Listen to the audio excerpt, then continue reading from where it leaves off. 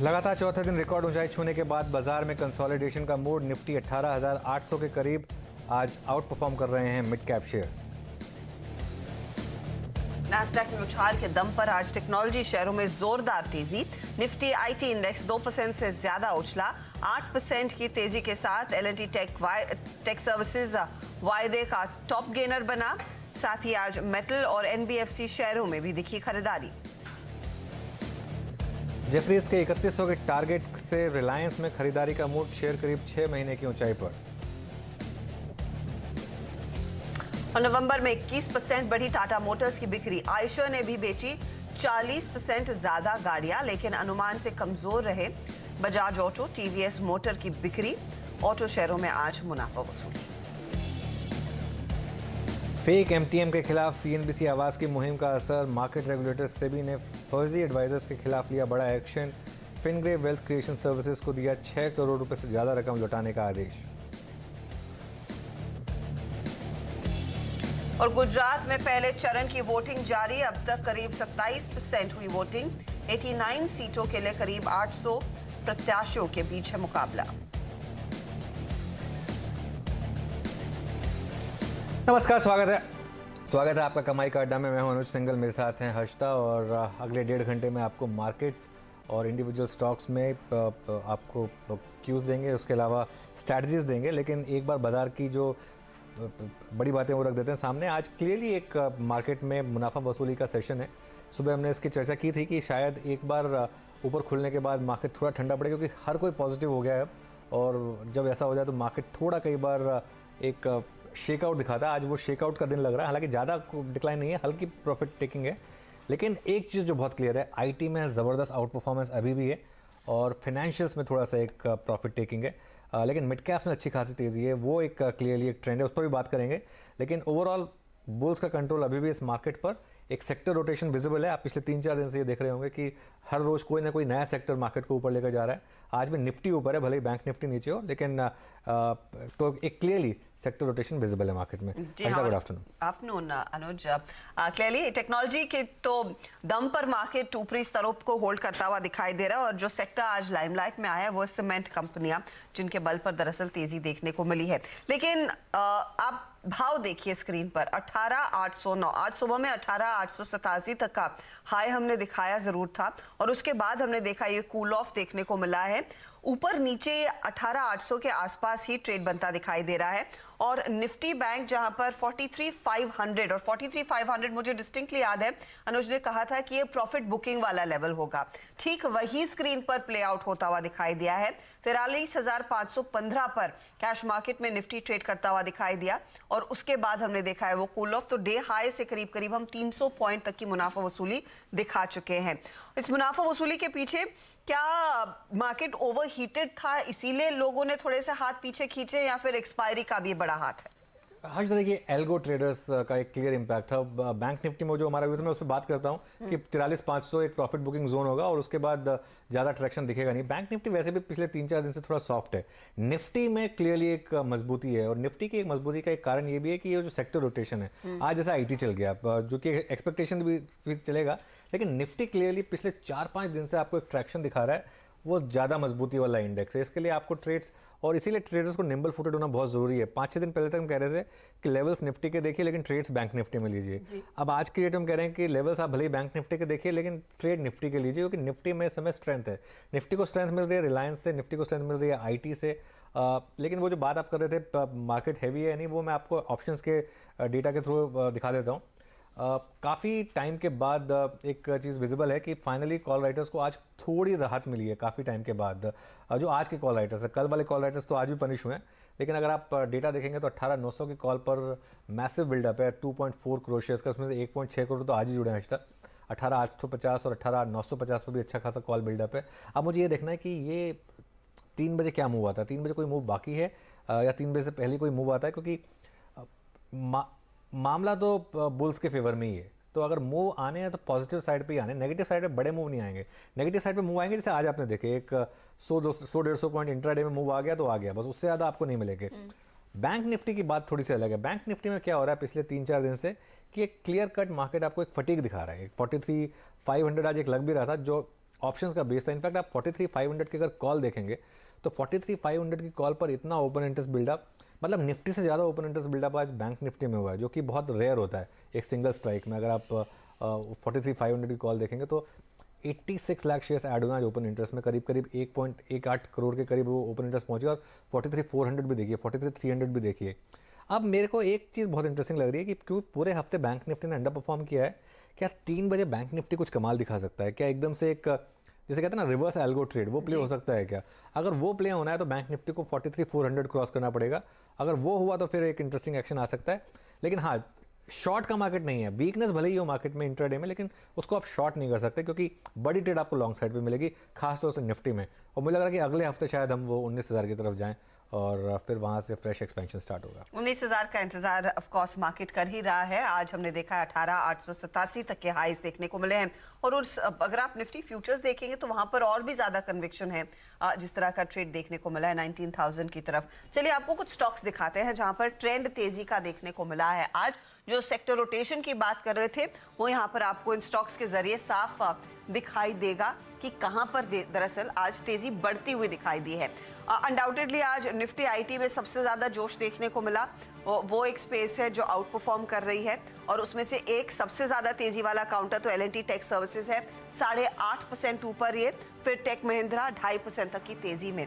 यही नहीं, UltraTech cement ने भी आज अच्छा खासा मूव अपने फेवर में लिया है। लगभग 3% के उछाल पर ये ट्रेड कारोबार करता हुआ। और हिंडाल्को में हमने देखा है करीब 2.5% तक का इजाफा। इनफैक्ट 440 के जो लेवल्स का जिक्र हम कर रहे थे उससे अब 11 रुपए ऊपर ये काउंटर, तो यहाँ पर हमने देखा है स्ट्रेंथ जो है और भी मजबूत होती हुई दिखाई दी है। हालांकि कुछ मुनाफा वसूली के अंश भी हैं इस मार्केट में, क्योंकि ऊपरी लेवल्स पर इंडेक्स भी थोड़ी बहुत मुनाफा वसूली दिखा रहा है। आप देखिएगा सिप्ला आज 1.5% नीचे, यूपीएल 1.5% के नुकसान पर, श्रीराम ट्रांसपोर्ट में जहां पर कल आपको याद होगा आखिरी 10-15 मिनटों में अच्छी तेजी और इसे अच्छा ऊपर की तरफ खींच लिया था, आज वहां पर करेक्शन आता हुआ 4.5% का नुकसान। और ग्रैन्यूल्स इंडिया में हम देख रहे हैं 1.5% तक की मुनाफा वसूली। एक चीज आप नोट करेंगे कि केमिकल और साथ ही साथ फार्मा कंपनियों में वो रोटेशन से अब मुनाफा वसूली हावी होती हुई दिखाई दे रही है। तो ये फिलहाल मार्केट का अब तक का हाल है। अब यहाँ से आगे क्या आपकी रणनीति होनी चाहिए क्लोज के लिए, उस पर बात करेंगे। और हमारे साथ हमारे जानकार हैं, फंडामेंटल्स पर राय देने के लिए आज आशीष महेश्वरी को कार्यक्रम में जोड़ रहे हैं। और फिर तकनीकी पैनल हमारा एकदम तैयार है। प्रकाश गाबा, राजेश पालविया, सुदीप शाह, मानस जायसवाल और अमित सेठ ये आपको बताएंगे आपकी क्या रणनीति होनी चाहिए, क्योंकि आज रोटेशन में सीमेंट स्टॉक्स में अच्छी तेजी देखने को मिली है। अल्ट्राटेक की अगुवाई में अच्छी खासी खरीदारी और बाकी मिड कैप सीमेंट कंपनियों की हम बात सुबह में वैसे भी कर रहे थे। तो यहाँ पर क्या चल रहा है उसका एक अपडेट आपके लिए लेकर आएंगे। साथ ही साथ अनरजिस्टर्ड एडवाइजर्स के खिलाफ सेबी की सख्ती पर क्या और एक्शंस लिए जा सकते हैं। ये जो पूरा फर्जी एमटीएम वाला मामला था, सीएनबीसी आवाज की मुहिम को आज आगे बढ़ाएंगे। हमारे साथ जुड़ेंगे स्टॉक एज के को फाउंडर विवेक बजाज और हर रोज की तरह 2:40 पर लेकर आएंगे चार का चौका। मानस जायसवाल तैयार कर रहे हैं सस्ता ऑप्शन। सुदीप हमें देंगे आज एफएनओ का सुपरस्टार। चार्ट का चमत्कार में राजेश पालविया की राय लेंगे। तो मिड कैप फंडा के लिए आशीष महेश्वरी तैयार है ही। 2:50 पर बिग मार्केट वॉइस में हमारे साथ जुड़ेंगे पाइपर एरिका के फाउंडर अभय अग्रवाल और of course dealing room check का जायजा भी लिया जाएगा। तो काफी कुछ एक्शन में आएगा और कई स्टॉक्स रेडार पर रहेंगे। मिड कैप इंडेक्स आपको एक बार फिर दिखा देते हैं 200.2 पर। अनुज, ये मूव थोड़ा सा कन्विंसिंग है या काफी कन्विंसिंग है? मिड कैप इंडेक्स में काफी कन्विंसिंग है। Mid cap index in fact Harshada दिसंबर का महीना इतनी तेजी लेके आने वाला है मिड कैप और स्मॉल कैप्स में, आप याद करेंगे। देखिए मार्केट में एक क्लियर एक डाइकॉटमी बन गई थी पिछले कई दिनों से कि पोर्टफोलियो नहीं चल रहे थे लोगों के, मिड कैप स्टॉक्स नहीं चल रहे थे लोगों के, वो अब चलने शुरू हुए हैं। अभी तो ये रैली स्टार्ट हुई है मिड कैप में। मैं कल के मिड कैप एक्शन से थोड़ा डिसअपॉइंटेड था। कल मुझे लग रहा था कि ये क्या हो गया, मैं क्योंकि मेरी एक्सपेक्टेशन थी कि बहुत चलना चाहिए मिड कैप यहाँ से। और अगर आप देखें मिड कैप इंडेक्स में तो अभी भी अपना 52 वीक हाई नहीं लगाया, अभी भी थोड़ा दूरी है उससे, 1.5% दूर है लेकिन दूर है। और स्मॉल कैप इंडेक्स तो मेरे ख्याल से अभी भी 11-12% दूर है अपने ऑल टाइम हाई से, शायद थोड़ा ज़्यादा। तो इसके लिए और प्लस वो इंटरेस्ट रेट का जो साइकिल है वो भी एक इंडिकेट कर रहा है आपको कि शायद हम पीक की तरफ ज़्यादा हैं बॉटम की बजाय। तो उस हालत में normally mid caps out perform करते हैं। तो मुझे लग रहा है कि दिसंबर का महीना मिड कैप और स्मॉल कैप स्पेशली जो चले नहीं है उन शेयर्स को बिलोंग कर सकता है। तो जहां पर अब तक गैप रह गया है वो गैप की भरपाई होगी और मिड और स्मॉल कैप्स उसमें कैचअप, स्मॉल कैप्स को ज्यादा कैचअप करने की जरूरत है क्योंकि मिड कैप इंडेक्स आप देखिएगा 32,600 इसका 52 वीक हाई और ये हम 32,200 के आसपास आ गए हैं। लेकिन अब 2000 पॉइंट और चलने होंगे दरअसल स्मॉल कैप इंडेक्स को उन हाइस की तरफ बढ़ने के लिए। तो यहाँ पर एक्चुअली ज्यादा गैप भरना है स्मॉल कैप्स ने।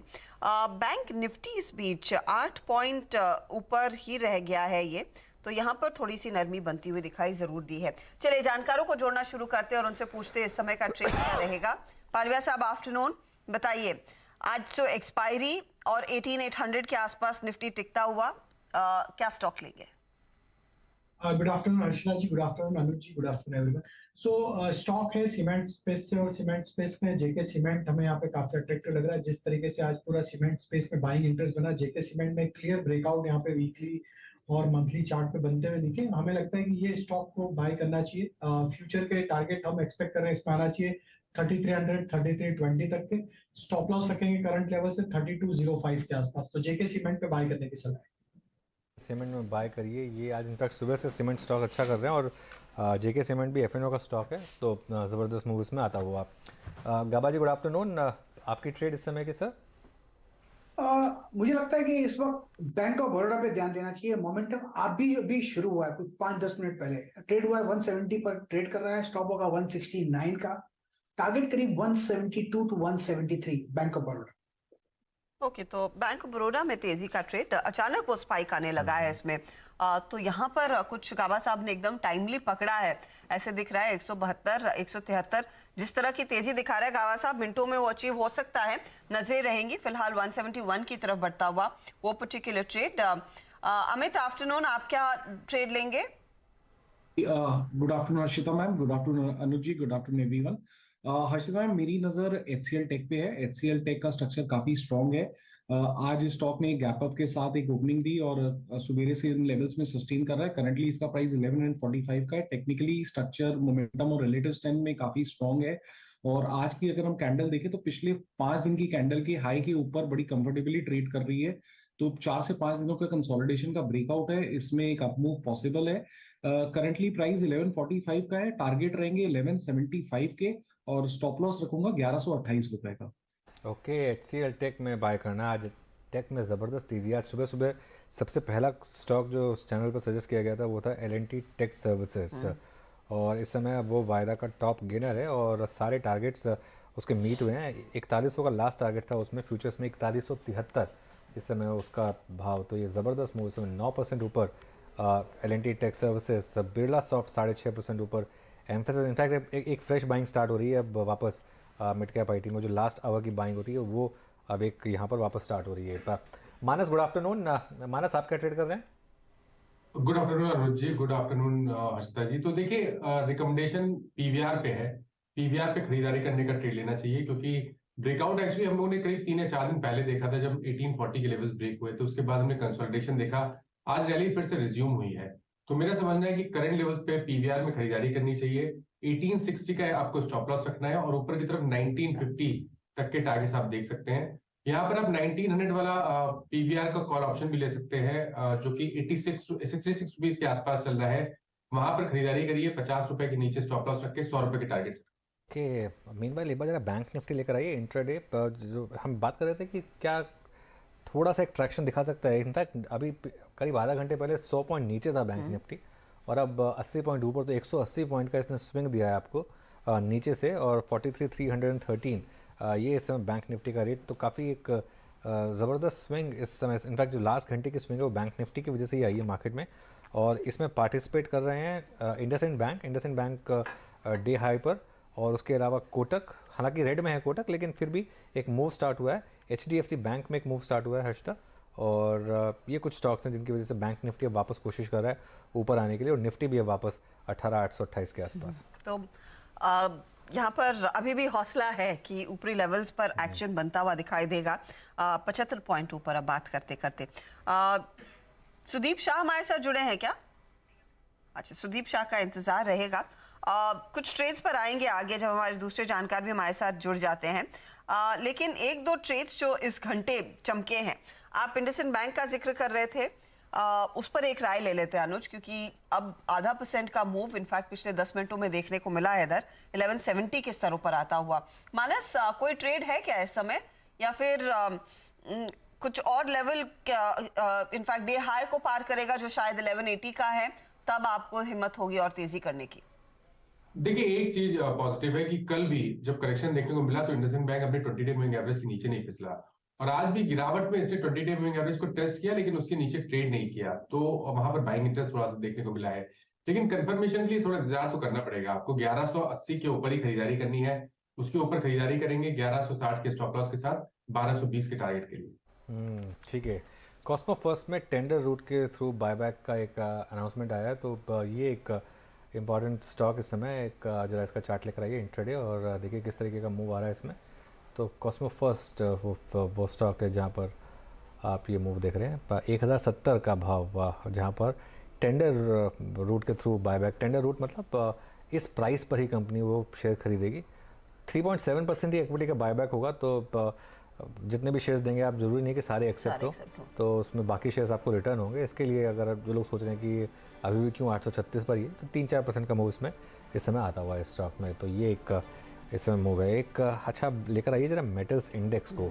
सुबह जो हमने एक न्यूज़ चाइना रिलेटेड फ्लैश की थी कि धीरे धीरे चाइना में अब ज़ीरो कोविड पॉलिसी से शायद वो एग्जिट कर रहे हैं लॉकडाउन से।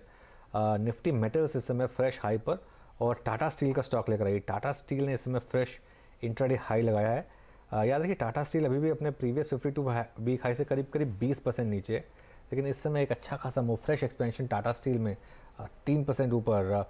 मानस, इसका चार्ट देखकर बताइए, कुछ लग रहा है यहाँ पर ट्रेड? देखिए, बहुत सारे मेटल स्टॉक्स ने आज ब्रेकआउट दिया और उन्हीं में से टाटा स्टील भी एक है।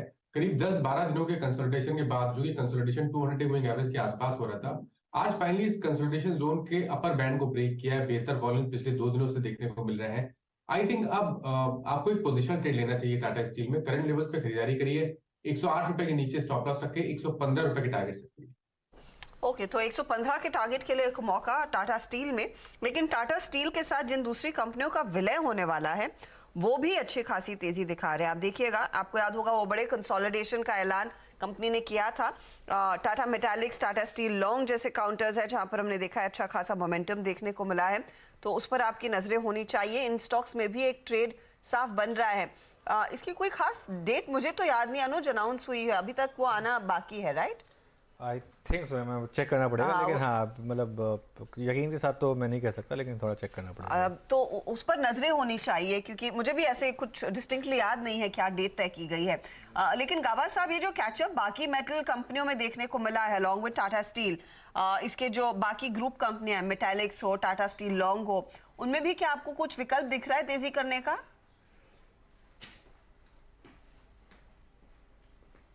गावा साहब, आप मुझसे पूछ रहे हैं क्रैक हो रहा है। टाटा मेटालिक्स और टाटा स्टील लॉन्ग।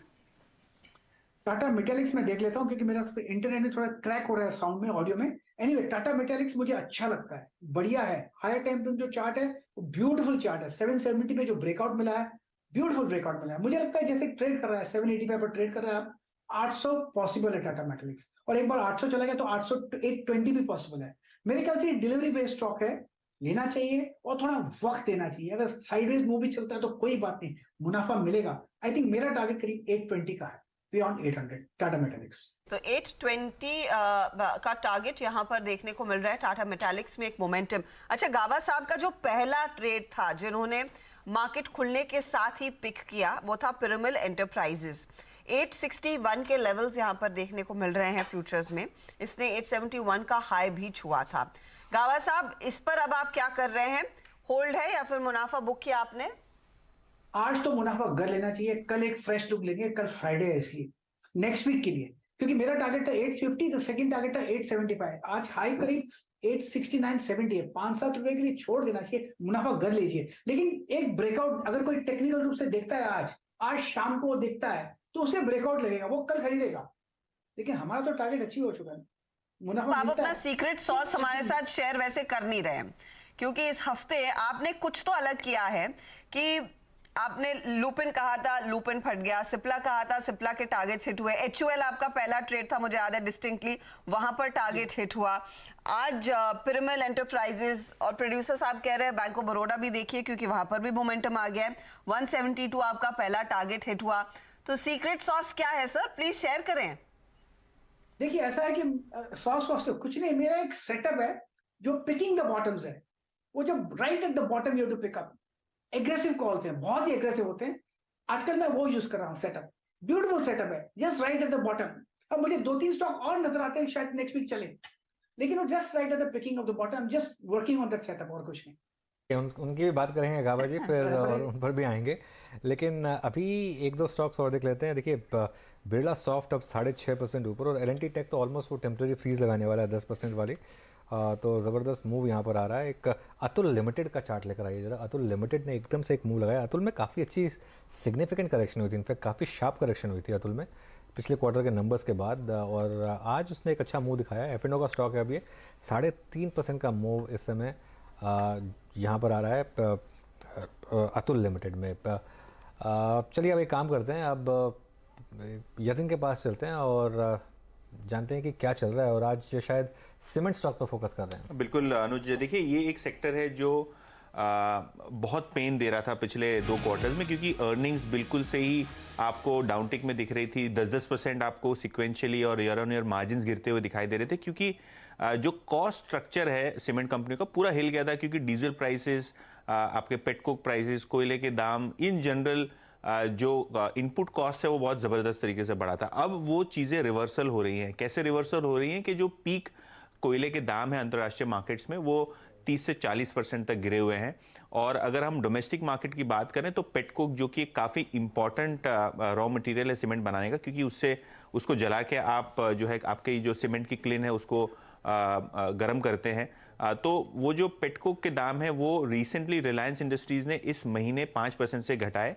इनफैक्ट ये कटौती के बाद अगर आप देखें तो जो डोमेस्टिक पेटकोक प्राइसेस है अंतर्राष्ट्रीय प्राइसेस से भी थोड़े बहुत नीचे हो गए हैं। तो क्लियरली ये एक संकेत दिखा रहा है कि डोमेस्टिक मार्केट में थोड़ी बहुत सप्लाई इंप्रूव हो रही है और प्राइसेस भी आपके नीचे आ रहे हैं। ऑब्वियसली क्रूड की वजह से भी एक बड़ा फायदा सीमेंट कंपनियों को दिख रहा है, क्योंकि क्रूड जैसे ही कूल ऑफ हो जाता है वैसे ही इनके जो एनर्जी और ट्रांसपोर्ट कॉस्ट है कम होते रहते हैं। इसके अलावा अगर हम मोतीलाल ओसवाल की माने तो इनका मानना ये है कि तीसरे क्वार्टर में लगभग 100 से 150 रुपए प्रति टन के हिसाब से आपको कॉस्ट कम होता हुआ दिखाई देगा सीमेंट कंपनीज के लिए, और ये सीधे का सीधा आपको बॉटम लाइन में फ्लोट होता हुआ दिखाई देगा।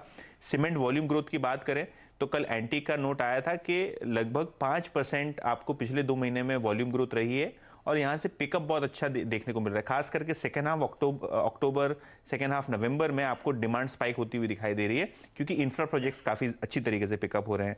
और प्राइसेस, सीमेंट के दाम पैन इंडिया बेसिस पे नवंबर के महीने में 5 से 6% इंप्रूव हुए हैं, और शायद दिसंबर में भी आपको सीमेंट कंपनीज दिखेंगी प्राइस हाइक करते हुए। तो शायद बाजार अब ये समझ रहा है कि प्राइस हाइक सस्टेनेबली अगर हो जाए और कॉस्ट गिरते रहें तो एक बड़ा मार्जिन एक्सपेंशन आप सेकेंड हाफ में सीमेंट कंपनियों के लिए देखेंगे फर्स्ट हाफ के मुकाबले। ओके यतिन, तो ये एक रीज़न जिसमें सीमेंट स्टॉक्स में आज जोश भरा है। आशीष महेश्वरी जी भी जुड़ गए हैं हमारे साथ। Ashish ji good afternoon.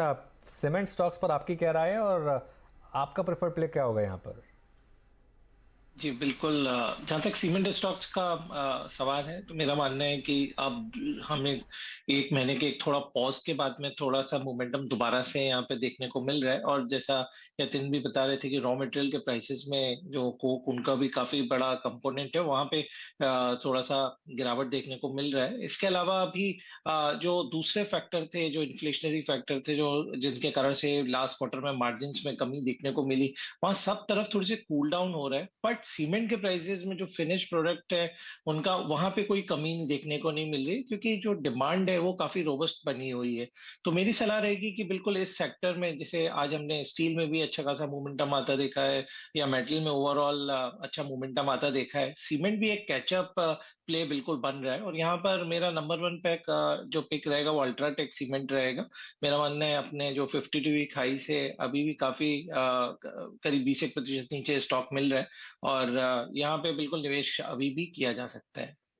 तो अल्ट्राटेक में एक आप कह रहे हैं कि अच्छी तेजी बनती दिखाई देगी। बिग बॉयज में ये अव्वल दर्जे का स्टॉक 3% ऊपर इस समय ट्रेड करता हुआ 7,281 के लेवल्स साफ नजर आ रहे हैं। बहुत तगड़ा move across the board cement में। राजेश पालविया का वो जेके सीमेंट भी स्क्रीन पर एक बार लेकर आइएगा। इन्होंने अभी अभी वो ट्रेड दिया, 3,300 का टारगेट कह रहे थे, 3228 के लेवल्स पर हैं। अमित, आपने क्या सीमेंट पर नजर डाली है? आज सुबह में हम दालमिया भारत देख रहे थे, इंडिया सीमेंट में अच्छी खासी खरीदारी देखने को मिली है। वहां पर कुछ अपॉर्चुनिटी है या फिर बिग बॉयज के साथ ही रहेंगे आप, जो अल्ट्राटेक, ग्रासिम या फिर अंबुजा में देखी जाए? हर्षिता मैम, कल क्लोजिंग में बीटीएसटी में अल्ट्राटेक दिया था, दैट इज अप लगभग 3%। सुबेरे भी अल्ट्राटेक की टॉप कॉल में रिकमेंड किया था, टारगेट से 7300 के तो ऑलमोस्ट उसके पास आ गया है। बिग बॉयज के साथ रहना चाहता हूँ। अल्ट्राटेक का स्ट्रक्चर इसलिए पॉजिटिव है, अगर हम देखें तो इसने लगभग 1 से 1.5 साल की जो रेजिस्टेंस थी, लगभग 7100 के लेवल्स क्रॉस किया है। इसमें एक बहुत ही अच्छा inverse head and shoulder pattern है। शॉर्ट टर्म के लिए अगर कोई है तो डेफिनेटली प्रॉफिट बुक कर सकते हैं, लेकिन अगर कोई पोजिशनल कोई होल्ड करना चाहता है तो इसमें बहुत लंबे टारगेट्स अनफोल्ड हो रहे हैं। मुझे लगता है कि अगले मंथ के अंदर अंदर इसमें 77-7800 पोजिशनली पॉसिबल है। तो मुझे बेस्ट स्ट्रक्चर अभी भी अल्ट्राटेक का ही लग रहा है सीमेंट बैक में। अल्ट्राटेक ही प्रिफर्ड पिक यहाँ पर हमारे जानकारों के रेडार पर यही है, फंडामेंटली हो या फिर टेक्निकली, यहीं पर सबसे ज्यादा एक्शन। 207 रुपए ऊपर। अच्छा, इस बीच डीएलएफ आपकी स्क्रीन पर लेकर आएंगे क्योंकि अचानक इसमें खरीदारी बढ़ती हुई दिखाई दे रही है। इनफैक्ट ये स्टॉक अपने डे हाई पर आ बैठा है।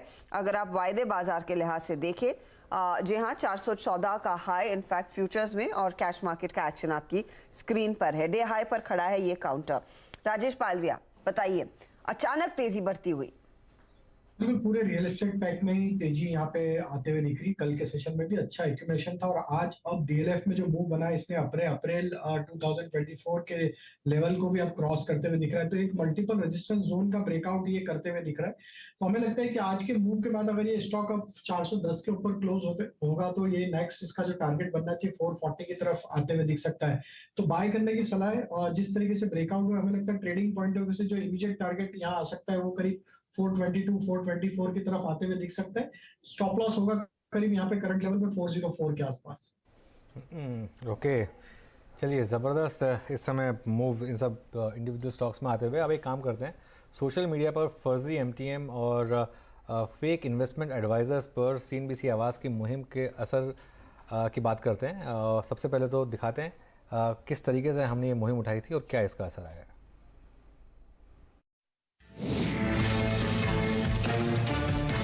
कई बड़े ट्रेडर्स इस तरह के एमटीएम पोस्ट करते रहते हैं और एक ही दिन में लाखों करोड़ों कमाने के सपने आपको दिखाते रहते हैं। अक्सर रिटेल ट्रेडर इनके झांसे में आ जाता है। इसमें अब कुछ लोग जुड़ गए हैं जो एक फेक एमटीएम भी दिखाते हैं। उसके बाद वो क्या करते हैं, उसके बाद वो कहते हैं, अच्छा आपने देखा मैंने इतना पैसा बनाया, क्या आपको भी बनाना है पैसा, तो आइए मेरा कोर्स ज्वाइन करिए। स्टॉक मार्केट एक ऐसा प्रोफेशन है जिसमें अगर आप खुद इतना पैसा कमा सकते हैं तो क्यों चाहिए आपको कि आप अपना कोर्स बेचें 20,000 रुपये में या 25,000 रुपये में।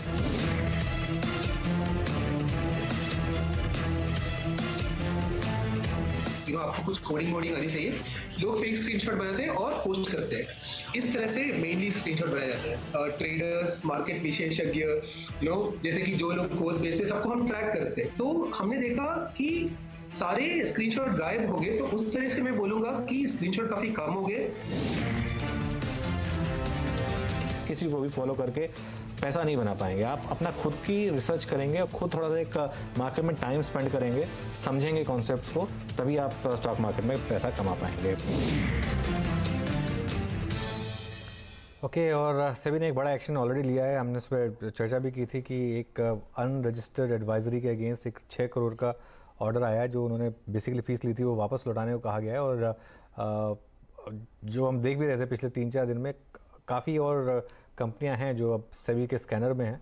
तो देखते हैं यहाँ से क्या होता है। लेकिन इस चर्चा को हम आगे बढ़ा रहे हैं। हमारे साथ स्टॉक एज के को फाउंडर विवेक बजाज जुड़ गए हैं। विवेक जी, गुड आफ्टरनून। और विवेक जी ने मेरा इंटरव्यू लिया था लास्ट मंथ, आज मैं उनका इंटरव्यू ले रहा हूं। तो और विवेक जी ने जब इनफैक्ट स्टॉक एज लॉन्च किया था उसके कुछ महीनों बाद मेरे से बात हुई थी आवाज एंटरप्रेन्योर पर, और तब से लेकर अब तक इनकी social media following has skyrocketed. Absolutely, काफी पॉपुलर भी, और काफी इस इशू पर वो भी काफी एक वोकल रहे हैं।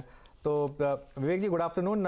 आप कैसे देखते हैं इस पूरे मामले को और आपको क्या लगता है आगे अब क्या कदम उठाएं, मतलब हम देख सकते हैं कि आगे क्या कदम उठाएगी सेबी भी इसके ऊपर? थैंक यू अनुज। देखिए ये जो ऑर्डर आया ना, पहले ये ऑर्डर को मैं सबको रिक्वेस्ट करूंगा, आपके जितने भी व्यूअर्स हैं प्लीज ये ऑर्डर पढ़िए, बिकॉज ये ऑर्डर सिर्फ नोटिस इज नॉट टू जो गलत किए हैं, ये नोटिस हम सब के लिए हैं जो एडुकेट होना चाह रहे हैं कि मॉडस ऑपरेंडी कैसे है, चीजें कैसे वर्क करती है। और बहुत ही सिंपल ऑर्डर है, इतना सरल लैंग्वेज में इसको बताया गया है। वैसे ये ऑर्डर और सोशल मीडिया का जो हम मुद्दा बात करें, दोनों अलग अलग चीजें। ये तो एक क्लासिक केस है जहां पर इंदौर बेस्ड इन्वेस्टमेंट एडवाइजर है जिसने वो सारे काम किए जो उसको नहीं करना चाहिए था एज एन इन्वेस्टमेंट एडवाइजर।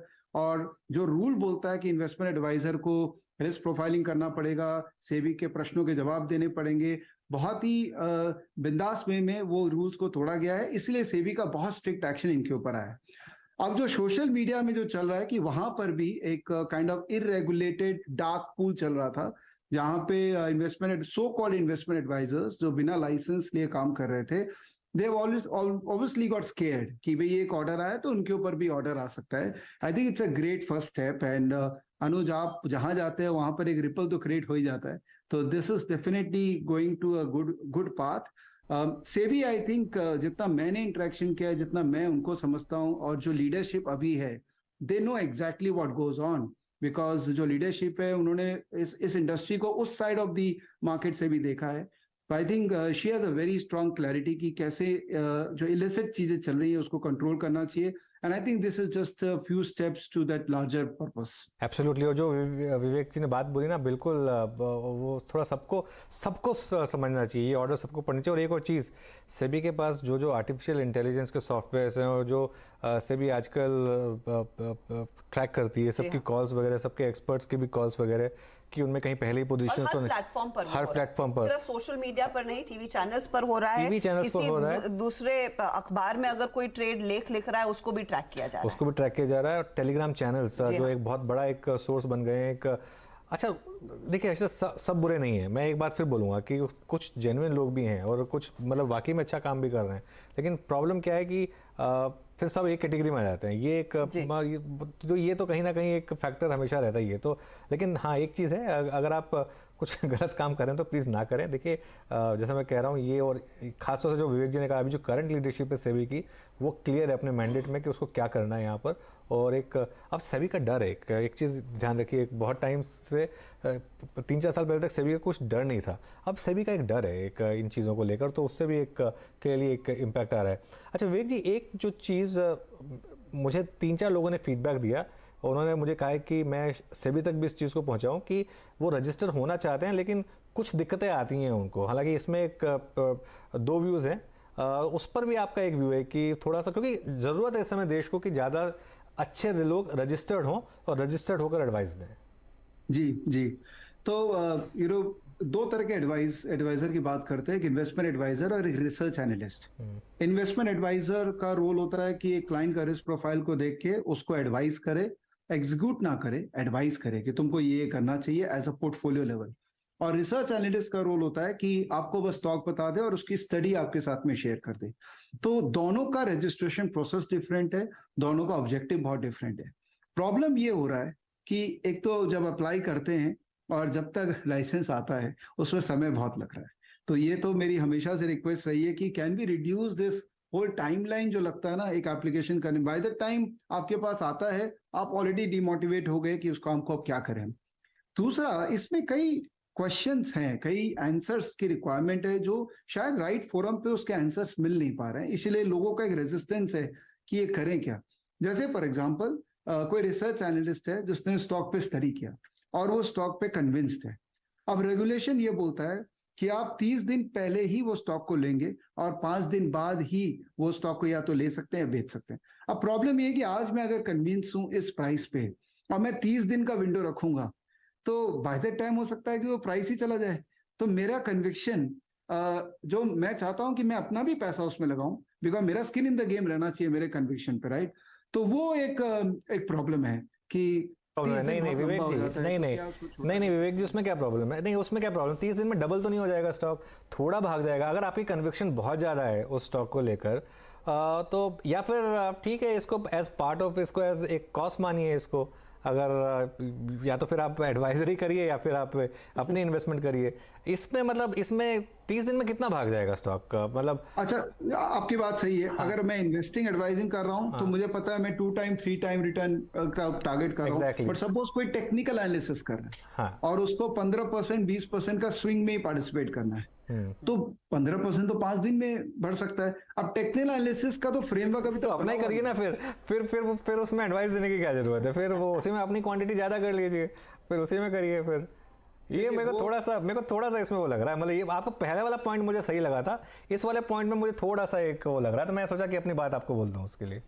देखिए, ultimately we all are developing an IPR, जो कि हमारा माइंड के अंदर में है, राइट? बिल्कुल। और हमारे पास राइट है कि हम अपने आईपीआर को कैसे मोनेटाइज करें। एक एक्टर है तो वो तो हर कुछ करता है, हर कुछ कर रहा है ना। आज वो क्रिकेटर है तो क्रिकेट भी खेल रहा है, वो एडवर्टाइजमेंट भी कर रहा है। तो अगर मैंने अपना मेहनत करके नॉलेज गेन किया है तो मैं अपना काम करके भी उस नॉलेज को मोनेटाइज करना चाहता हूं, क्योंकि हो सकता है मेरी रिस्क एपिटाइट लिमिटेड हो सकता है मेरे पास मेरा खुद का 5 ही करोड़ हो, लेकिन मेरा नॉलेज से अगर मैं 500 करोड़ तक का भी काम कर सकता हूं तो मैं क्यों ना उसको अपॉर्चुनिटी दूं कि ठीक है तुम वो भी कर, लेकिन ये इस दायरे में कर। तो 30 दिन मुझे लगता है कि थोड़ा ज्यादा है, इसको थोड़ा रैशनलाइज किया जा सकता है। और ये जस्ट एक पॉइंट है, और भी बहुत सारे पॉइंट्स हैं जिनको अगर सेबी के साथ राइट पीपल बैठ के एक लॉ डिफाइन करे तो बैलेंसिंग हो जाएगा, जिससे more and more people will get motivated. आप देखिए 900 लोग है खाली रिसर्च एडवाइजिंग लाइसेंस में, जो कि कितने साल पुराना रेगुलेशन है। ये 9,000 क्यों नहीं हुए? क्यों लोग अभी भी टेलीग्राम या उस चैनल के थ्रू इलीगल ये काम कर रहे हैं? There has to be some reason for that, except that believing कि लोग गलत ही करने आए हैं यहाँ पे। विवेक जी, ये आप एनालिस्ट की प्रॉब्लम या फिर ये जो लोग ये इंफॉर्मेशन शेयर करना चाह रहे हैं उनकी बात आपने रखी। एज अ सिंपल ले इन्वेस्टर, एक आम रिटेल निवेशक, अगर मैं चाहती हूं कि मुझे टेक्निकल्स कुछ और समझ आए ताकि मैं भी अपनी जब स्टॉक पिकिंग करूं उसमें 1-2 चीजें देख लूं, नॉर्मली आधी चीजें जो लोग कहते हैं वो सर से ऊपर निकल जाती है। अब इसमें मेरे को क्या ध्यान में रखना है? अज्यूमिंग मैं किसी के प्लेटफॉर्म पर जुड़ती हूँ, क्या मुझे ये देखना होगा कि वो क्या स्टॉक पिक्स दे रहा है या फिर सिर्फ एजुकेशन दे रहा है? दोनों दे रहा है तो उसमें मेरा सेफगार्ड कैसे होगा? इसके बारे में भी क्या कुछ चर्चा हो रही है सेबी के फ्रंट पर, जब या फिर जब आप अपने लोगों के बीच बात करते हैं? What should a retail investor be very of? Okay, so thank you for asking this question. पहली बात, एजुकेशन इज नॉट रेगुलेटेड। तो अगर आप किसी को कुछ भी पढ़ाना चाहते हैं तो उसके लिए कोई लाइसेंस की रिक्वायरमेंट नहीं है। लेकिन हाँ, अगर आप उसको कुछ स्टॉक रिकमेंडेशन दे रहा हूं बट एक्चुअली मैं पढ़ा नहीं रहा हूं, मैं पीछे से स्टॉक का टिप सर्विस चला रहा हूं, देन दैट्स अ प्रॉब्लम। अगर एक आम आदमी को किसी से भी किसी तरह का सर्विस लेना है, चाहे वो एजुकेशन ले रहा है, चाहे स्टॉक टिप ले रहा है या एडवाइजरी ले रहा है, इतना तो हम कर ही सकते हैं कि उससे उसका लाइसेंस मांग सकते हैं कि भाई तुम मेरे को इतना बता दो कि तुम्हारा लाइसेंस क्या है। हाँ, एजुकेशन कोई है तो कोई लाइसेंस की रिक्वायरमेंट नहीं है। Then you are trusting that person कि ये मुझे सही एडुकेट करेगा। जैसे यूट्यूब में इतने लोग एडुकेट कर रहे हैं, तो अल्टीमेटली आप फॉलोअर बेस से, आप रेटिंग से और एक क्राउड सोर्सिंग से तो आप ट्रस्ट करते हैं ना कि हाँ ये बंदा सही बात कर रहा है और ये मुझे सही सिखाएगा। सिखाने का एक अलग जोन है, लेकिन जहां पर आप स्टॉक रिकमेंडेशन की बात कर रहे हैं या एडवाइस की बात कर रहे हैं, वहां क्लियर कट रेगुलेशन है। तो ask for that certificate, ask for the registration number. All intermediaries, उनको अपने वेबसाइट पे अपना रजिस्ट्रेशन नंबर दिखाना पड़ता है। Most of the people they don't ask for it. लेकिन विवेक जी, ये ग्रे एरिया नहीं है आपके हिसाब से? क्योंकि हो क्या रहा है, मैं आपको बताता हूँ क्या हो रहा है एक दो जगह पर, कि बात होती है वो एजुकेशन के नाम पर या वेबिनार के नाम पर, लेकिन उसमें मोस्टली लाइव ट्रेडिंग के जरिए वही ट्रेड्स ली जाती हैं जो जिसमें ट्रेनर है, हाँ जो ट्रेनर है वो ले रहा है। तो एक तरीके से वो कहीं ना कहीं एक ग्रे, और उसमें आप कोई लिमिट भी नहीं है। जैसे आप अगर सेबी से रजिस्टर हो, सेबी ने कुछ फीस भी कैप की हुई है ना कि आप इतना ही फीस चार्ज कर सकते हैं। अभी ये जो कोर्सेज हैं, मैं देख रहा था कुछ कोर्सेज तो 50-50 हज़ार, 60-60 हज़ार, 1-1 लाख रुपए चार्ज कर रहे हैं। आप देखिए, चार्ज कुछ भी कर सकते हैं, आपका आईपीआर है, जैसा आपने बोला, अगर आपकी एक स्किल है और अगर लोग देने को तैयार हैं, वो एक अलग डिबेट है। लेकिन अगर जो करंट सेबी के नॉर्म्स हैं उसमें अगर ये एक कैप है तो वो कैप यहाँ पर लगता नहीं। तो एक थोड़ा सा ग्रे एरिया नहीं लगता आपको कहीं कि यहाँ पर एजुकेशन के नाम पे भी है कहीं ना कहीं? देखिए education again I am saying कि उसको रेगुलेट नहीं किया अभी तक सेबी ने, ना वो रेगुलेट किया जा सकता है, because I can give education in any subject to anyone, right. Research analyst अगर आप स्टॉक का टिप दे रहे या स्पेसिफिक ट्रेड करने किसी को बोल रहे हैं तो वहां पर रेगुलेशन है, और वहां पे कोई ग्रे एरिया नहीं है, वहां क्लैरिटी है। नाउ द क्वेश्चन इज कि कौन उसको क्लैरिटी को इन स्पिरिट फॉलो कर रहा है और कौन रूल के हिसाब से फॉलो कर रहा है। तो एजुकेशन मुझे आज भी लगता है, जितना मेरा लॉ का अंडरस्टैंडिंग है सेबी का, it's not a grey area. और जो लिमिट आप कह रहे हैं वो इन्वेस्टमेंट एडवाइजरी लाइसेंस में है कि आप लोगों को पोर्टफोलियो बना के दे रहे हैं, उनको एक्चुअल में एडवाइस कर रहे हैं, इन्वेस्टमेंट प्लानिंग कर रहे हैं, वहां पर फीस का लिमिट है जो सेबी ने कहा है कि या तो आप percentage of asset under advisory charge कीजिए या फिक्स फी चार्ज कीजिए, which should not be more than, if I am not wrong, 1.5 lakh रुपए ईयर।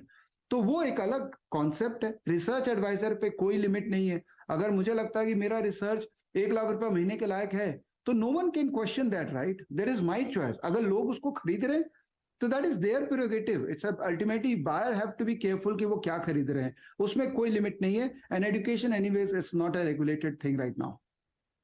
वो बात हो गई। अच्छा, एक कोई और एक इशू था जो आप कह रहे थे जो लोगों को रोक रहा है ये लाइसेंस लेने से। एक तो आपने वो 15 दिन और 30 दिन वाली बात बोल दी, कोई और इशू भी है, वो भी डिस्कस कर लेते हैं।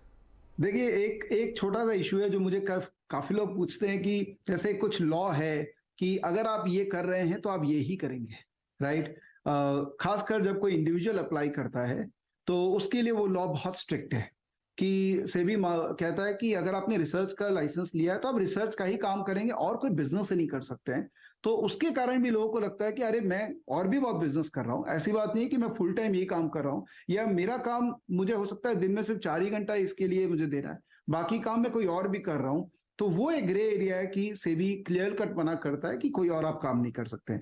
लेकिन सेबी ने सोल्यूशन भी दिया है कि आप कॉर्पोरेट एंटिटी बनाइए जहां पर मल्टीपल डिपार्टमेंट्स होने चाहिए और हर डिपार्टमेंट क्लियरली सेग्रीगेटेड होने चाहिए कि ये डिपार्टमेंट ये काम कर रहा है, ये इसका प्रिंसिपल ऑफिसर है, एंड कुछ और अगर आप काम कर रहे हैं तो उसको डिपार्टमेंट को सेग्रीगेट कीजिए।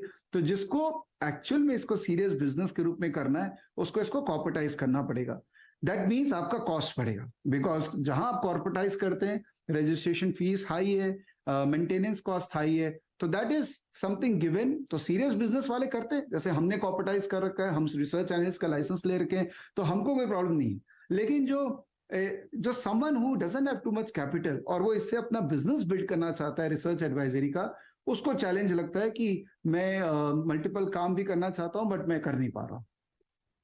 चलिए विवेक जी, बहुत मज़ा आया आपसे बात करके। काफ़ी आपका एक अनुभव और काफ़ी जो जिस तरीके से आपने आर्टिकुलेट किया वो दोनों कॉम्बिनेशन काफ़ी अच्छा लगा। Thank you so much. और इस इशू पर हम आगे भी बात करते रहेंगे, सोशल मीडिया पर भी और CNBC आवाज़ पर भी। लेकिन आज के लिए शुक्रिया।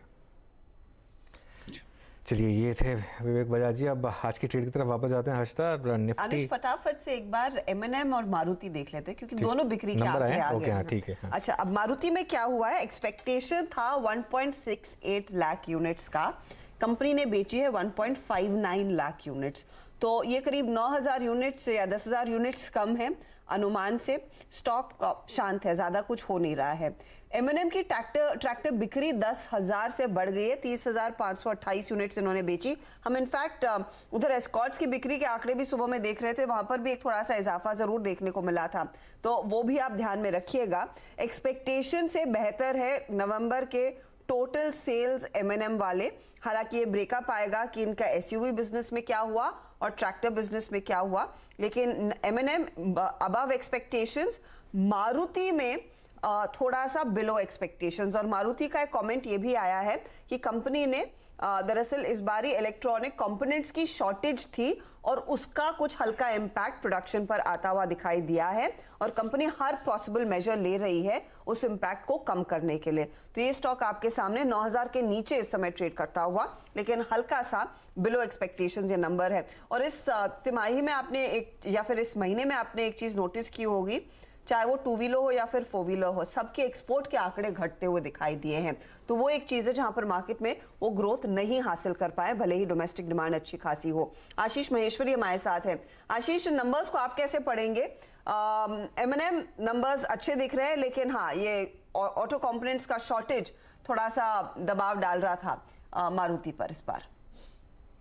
बिल्कुल, एक तो इनफैक्ट इस बार क्या हुआ है कि ये जो थर्ड वर्ल्ड कंट्रीज को एक्सपोर्ट करते हैं जो हमारी भारतीय कंपनियां, वहां सभी तरफ से एक जो डिमांड में ऑफटेक कम हो रहा है, क्योंकि रीजन ये है जो श्रीलंका है जहाँ पे आपका काफी एक्सपोर्ट होता है, या अफ्रीकन कंट्रीज हैं, तो डॉलर की शॉर्टेज काफी देखने को मिल रही है इन कंट्रीज में, जिसके कारण से वो इम्पोर्ट जो है उसको डिस्करेज किया जा रहा है। तो एक बड़ा रीजन ये है कि इस बार सबके जो एक्सपोर्ट के आंकड़े वहां पर आपको दबाव देखने को मिल। ओके, तो थोड़ा बहुत दबाव उस लिहाज से। आपकी लाइन थोड़ी सी टूट रही है महेश्वरी जी, मैं रिक्वेस्ट करती हूँ हमारी टीम को फिर से रिपैच करें, थोड़ी सी वहां पर मेरे ख्याल में दिक्कतें आ रही हैं। इस बीच सुदीप शाह भी हमारे साथ जुड़ गए हैं। सुदीप, मार्केट देखिए 18,800 के आसपास ही ट्रेड करता हुआ, जो तेजी निफ्टी बैंक दिखा रहा था वो भी ऊपरी लेवल से अब हल्की हो गई, अब सिर्फ way back to that only 20 point gain. आप इस समय क्या अप्रोच रख रहे हैं, कोई खास स्टॉक? गुड आफ्टरनून हर्षदा जी। हम मॉर्निंग से यही देख रहे हैं कि निफ्टी ये 18,780 से 18,790 से 18,840-50 के रेंज के बीच में ही ट्रेड कर रहा है। ऊपर के लेवल से थोड़ा सेलिंग प्रेशर आ रहा है, जो कि इतने बड़े मूव के बाद अब एक प्रॉफिट बुकिंग थोड़ा ऊपर से आ रहा है। बट इसमें भी अगर आप देखें तो बहुत सारे सेक्टर्स जैसे सीमेंट है, रियल एस्टेट है, यहाँ पे हमें सेक्टोरियल रोटेशन आज देखने मिल रहा है। तो निफ्टी यहीं पे स्टेबल हो जाएगी, मुझे ऐसा लग रहा है एक्सपायरी पर्सपेक्टिव से 18,780 और 18,840 के बैंड के अंदर, बिकॉज 18,800 के अंदर पुट राइटिंग, स्ट्राइक प्राइस में पुट राइटिंग बहुत ज्यादा हो रही है, तो नीचे 18,780 जोन पे एक सपोर्ट बन रहा है। और ऊपर के साइड अगर हम देखें तो 18,850 में कॉल राइटिंग बहुत ज्यादा हो रही है, वहां पे भी 850 और 900 के स्ट्राइक प्राइसेस में कॉल राइटिंग है, तो ऊपरी स्तरों पे भी एक रेजिस्टेंस बन रहा है। तो ये जो लोअर विक्स के रिजीम में जो इस तरह से रेंज बाउंड ट्रेडिंग हो रहा है, वहां पे सेक्टोरियल रोटेशन मुझे ज्यादा दिख रहा है। एंड एक स्टॉक जो अभी नजर आ रहा है जो वो है डीएलएफ। डीएलएफ का अगर हम चार्ट देखें तो एक downward sloping trend line breakout दे रहा है आज वॉल्यूम्स के साथ। इस अक्टूबर 2021 के बाद ये ब्रेकआउट आ रहा है डाउनवर्ड स्लोपिंग ट्रेंड लाइन का। और रियल एस्टेट स्टॉक्स जैसे आज प्रेस्टीज, गोदरेज प्रॉपर्टीज, ये भी सारे एक्शन में है। प्लस मूविंग एवरेजेस के हिसाब से भी देखें तो ये अपनी सारी की मूविंग एवरेजेस के ऊपर ट्रेड कर रहा है और हायर टॉप हायर बॉटम बना रहा है ये डेली चार्ट्स पे। तो मुझे लग रहा है यहाँ पे एक ट्रेड लिया जा सकता है 404 के स्टॉप लॉस से 430 के टारगेट के लिए। डीएलएफ आज सुबह भी एक ये रिकमेंडेशन आई थी इस पर, लेकिन अभी तो ज़बरदस्त इसमें एक वर्टिकल मूव आया है पिछले 5-10 मिनट में, और काफ़ी इनफैक्ट इंटरेस्टिंग मूव है ये। इंट्राडे में आप देखेंगे तो करीब 2.5% का मूव डीएलएफ में, और जिसमें कि मोस्ट ऑफ द मूव जो है लास्ट के 10 मिनट में आया। चलिए एक काम करते हैं, 4 का चौका शुरू करते हैं, और सबसे पहले सस्ता ऑप्शन लेते हैं मानस जायसवाल के थ्रू। मानस जी बताइए। देखिए, सस्ता ऑप्शन में ओबराय रियल्टी पे ध्यान देना चाहिए, और उसका रीजन ये है कि अगर आप ओबराय रियल्टी के पैटर्न देखेंगे तो वहां पर आपको एक क्लियर कट, एक क्लासिक इनवर्स टेंडेंशियल पैटर्न दिखेगा, जिसका ब्रेकआउट हमने ऑलरेडी देख लिया है। तो अब यहाँ से करीब 60-70 रुपए का आपको देखने को मिल सकता है। इसलिए ओबराय रियल्टी का 960 वाला कॉल ऑप्शन लेंगे, 37 रुपए पे ट्रेड हो रहा है, वहां पर खरीदारी करिए। 24 रुपए के स्टॉप लॉस से खरीदारी करिए 60 रुपए के टारगेट के लिए। 60 का टारगेट आ रहा है। ओबराय रियल्टी में एक अच्छा खासा मोमेंटम। अभी हम डीएलएफ की बात कर रहे थे, और अगला ट्रेड जो मानस ने पिक किया है वो रियल एस्टेट का प्ले है। 960 का कॉल लेने की सलाह। यह है सस्ता ऑप्शन। चार्ट का चमत्कार पालविया साहब बताइए। तो सीमेंट स्पेस से अल्ट्राटेक सीमेंट के साथ जाना चाहेंगे। जिस तरीके से inverse head and shoulder pattern का यहाँ पे ब्रेकआउट वीकली सेटअप पे बनते हुए दिखा है, तो काफी बड़े कंसोलिडेशन का ब्रेकआउट अल्ट्राटेक सीमेंट पे हुआ है। हमें लगता है कि स्टॉक में जो ब्रेकआउट हुआ है, ये अब नेक्स्ट टारगेट इसका इमीडिएट बेसिस पे 7500 7600 की तरफ आते हुए दिख सकता है। तो अल्ट्राटेक सीमेंट पे बाय करने की सलाह है। स्टॉप लॉस रखेंगे हम करंट लेवल से 7195 के आसपास, और टारगेट होंगे 7500 7600 के। ओके, तो ये है इस समय अल्ट्राटेक सीमेंट पर कॉल। और आप चलते हैं सुदीप के पास और उनकी भी कॉल ले लेते हैं। सुदीप बताइए, चार्ट का चमत्कार क्या कॉल होगा आपका? Sorry, FNO superstar. हाँ, एफएनओ सुपरस्टार में मेरी कॉल होगी पीवीआर पे। हमने देखा ये पिछले 3-4 महीने से एक बहुत रेंज बाउंड ट्रेड करा था, और 2200 से जब ये 1630 तक गिरा था 30%, उसके बाद पिछले 3 महीने से एक कंसोलिडेशन में हो रहा था, और आज 200 डीएमए के ऊपर जो सस्टेन करके एक प्राइस एक्शन के साथ एक अच्छा मूव आ रहा है। तो मुझे लग रहा है कि यहाँ पे वॉल्यूम्स के साथ जो अप मूव आ रहा है वहां पे 1870 के स्टॉप लॉस के साथ 1980 के टारगेट के लिए हम पीवीआर में बाय कर सकते हैं। पीवीआर 1980 का टारगेट ये है फिलहाल एफनो का सुपरस्टार ट्रेड, जिस पर अब सुदीप की नजरें हैं। महेश्वरी जी, आपने क्या आइडेंटिफाई किया है? आज बहुत दिनों के बाद हमें एक स्टॉक में काफी मोमेंटम देखने को मिल रहा है, वो है रूट मोबाइल लिमिटेड। मेरा मानना है कि ये स्टॉक अब चूंकि दोबारा से आईटी टेलीकॉम के स्टॉक्स में डिमांड बढ़ रही है, तो इस स्टॉक पे नजर रखनी चाहिए, क्योंकि यदि परफॉर्मेंस वाइज नजर डालें तो लास्ट 6 महीने में करीब इसका मुनाफा 140 करोड़ रुपए का आ गया है, जो पिछले साल में 170 करोड़ रुपए का था। और मैनेजमेंट ने खुद कॉन्फ्रेंस कॉल में कहा कि करीब वो 50% की ग्रोथ देख रहे हैं अगले 2-3 साल तक। तो बिल्कुल इस स्टॉक में नजर रखनी चाहिए। रूट मोबाइल वाकई में करीब 2.5% तक की तेजी स्क्रीन पर आती हुई अचानक एक्शन बनता हुआ दिखाई दिया है। और मैनेजमेंट से इनफैक्ट कुछ हफ्ते पहले जब नंबर्स आए थे बात भी कर रहे थे, जहां पर उन्होंने काफी कॉन्फिडेंटली कहा कि ये जो अमेरिका में रिसेशन का डर है वो उनके बिजनेस पर इम्पैक्ट नहीं करेगा, क्योंकि रिसेशनरी एनवायरनमेंट में लोग डिजिटल एडवर्टाइजिंग का तब भी सहारा ले रहे हैं। और भले ही यहाँ पर बड़ी सर्विसेज एडवर्टाइज नहीं की जा रही हो, लेकिन छोटी सर्विसेज के लिए वो टिकट साइज के थ्रू सेल जरूर बन रही है। 2.5% ऊपर ये वो स्टॉक्स। आपके लिए एक रिकैप में फटाफट से कर देती हूँ। एक तो मिड कैप फंडा रूट मोबाइल आपकी स्क्रीन पर, जहां पर तेजी का कॉल आया है। ओबरॉय रियल्टी 960 का कॉल, 60 का टारगेट, 36 पर सुझाया था, 38.45 पर आ गया है। अल्ट्राटेक ये था चार्ट का चमत्कार, पालविया साहब ने दिया 7500 7600 के टारगेट के लिए। और फिर आया आपका पीवीआर, जिसमें 1980 का टारगेट दरअसल आ रहा है। पीवीआर तो वैसे मानस ने भी दिया था। आप लोगों ने कुछ खास आइडेंटिफाई किया है क्या इस वीकेंड कुछ देखने का? अचानक ये पीवीआर पर नजरें सबकी जा रही है। सुदीप, ऐसा कुछ प्लान है? नहीं, ऐसा तो प्लान नहीं है, बट बस यही है कि बहुत टाइम के बाद स्टॉक ने ब्रेकआउट दिया था, और ये स्टॉक सबके नजर में रहता है और एक बहुत अच्छा स्टॉक है। तो एक अच्छे स्टॉक में, क्वालिटी स्टॉक में एक अच्छा ब्रेकआउट आता है, तो एक अपॉर्चुनिटी मेरे हिसाब से हमें लेनी चाहिए इसमें। परसों राहुल अरोड़ा से बात हो रही थी, वो स्टूडियो में जब आए थे, तो उन्होंने एक बहुत इंटरेस्टिंग चीज़ बोली थी कि जब पीवीआर आइनॉक्स का मर्जर पूरा हो जाएगा, तो कंबाइंड प्रमोटर स्टेक जो है वो करीब 30% रहेगा। 21% है। हाँ, 21% के करीब। उसमें बिजली जी का स्टेक तो बहुत कम है। तो आगे जाके ये क्या एक तरीके का टेक ओवर कैंडिडेट हो सकता है? और खासतौर से जिस तरीके से मीडिया में हम देख ही रहे हैं, कंसोलिडेशन काफ़ी है इस समय, और बड़े नाम, मतलब ऑब्वियसली देखिए इस पर थोड़ा सा बात करना बियॉन्ड पॉइंट मुश्किल हो जाता है, क्योंकि हम भी उसी सेक्टर से बिलोंग करते हैं। और वो जो 2 बड़े प्लेयर्स हैं उनमें से एक प्लेयर हमारे भी चैनल को ओन करता है, कंट्रोल करता है, तो इसके लिए ये थोड़ा सा एक हो जाता है। लेकिन इशू ये है कि बहुत महंगा स्टॉक है, लेकिन उसके बाद भी चल रहा है। अच्छा, एक तो दृश्यम 2 ने ज़बरदस्त कमाई की है, उसका एक बहुत बड़ा फैक्टर है। और अभी आगे 1-2 मूवीज़ और आ रही हैं जिनका लग रहा है कि शायद अच्छा परफॉर्म करेंगे। और एक 200 करोड़ के क्लब में शायद इस साल 4 मूवीज़ आ जाएँ।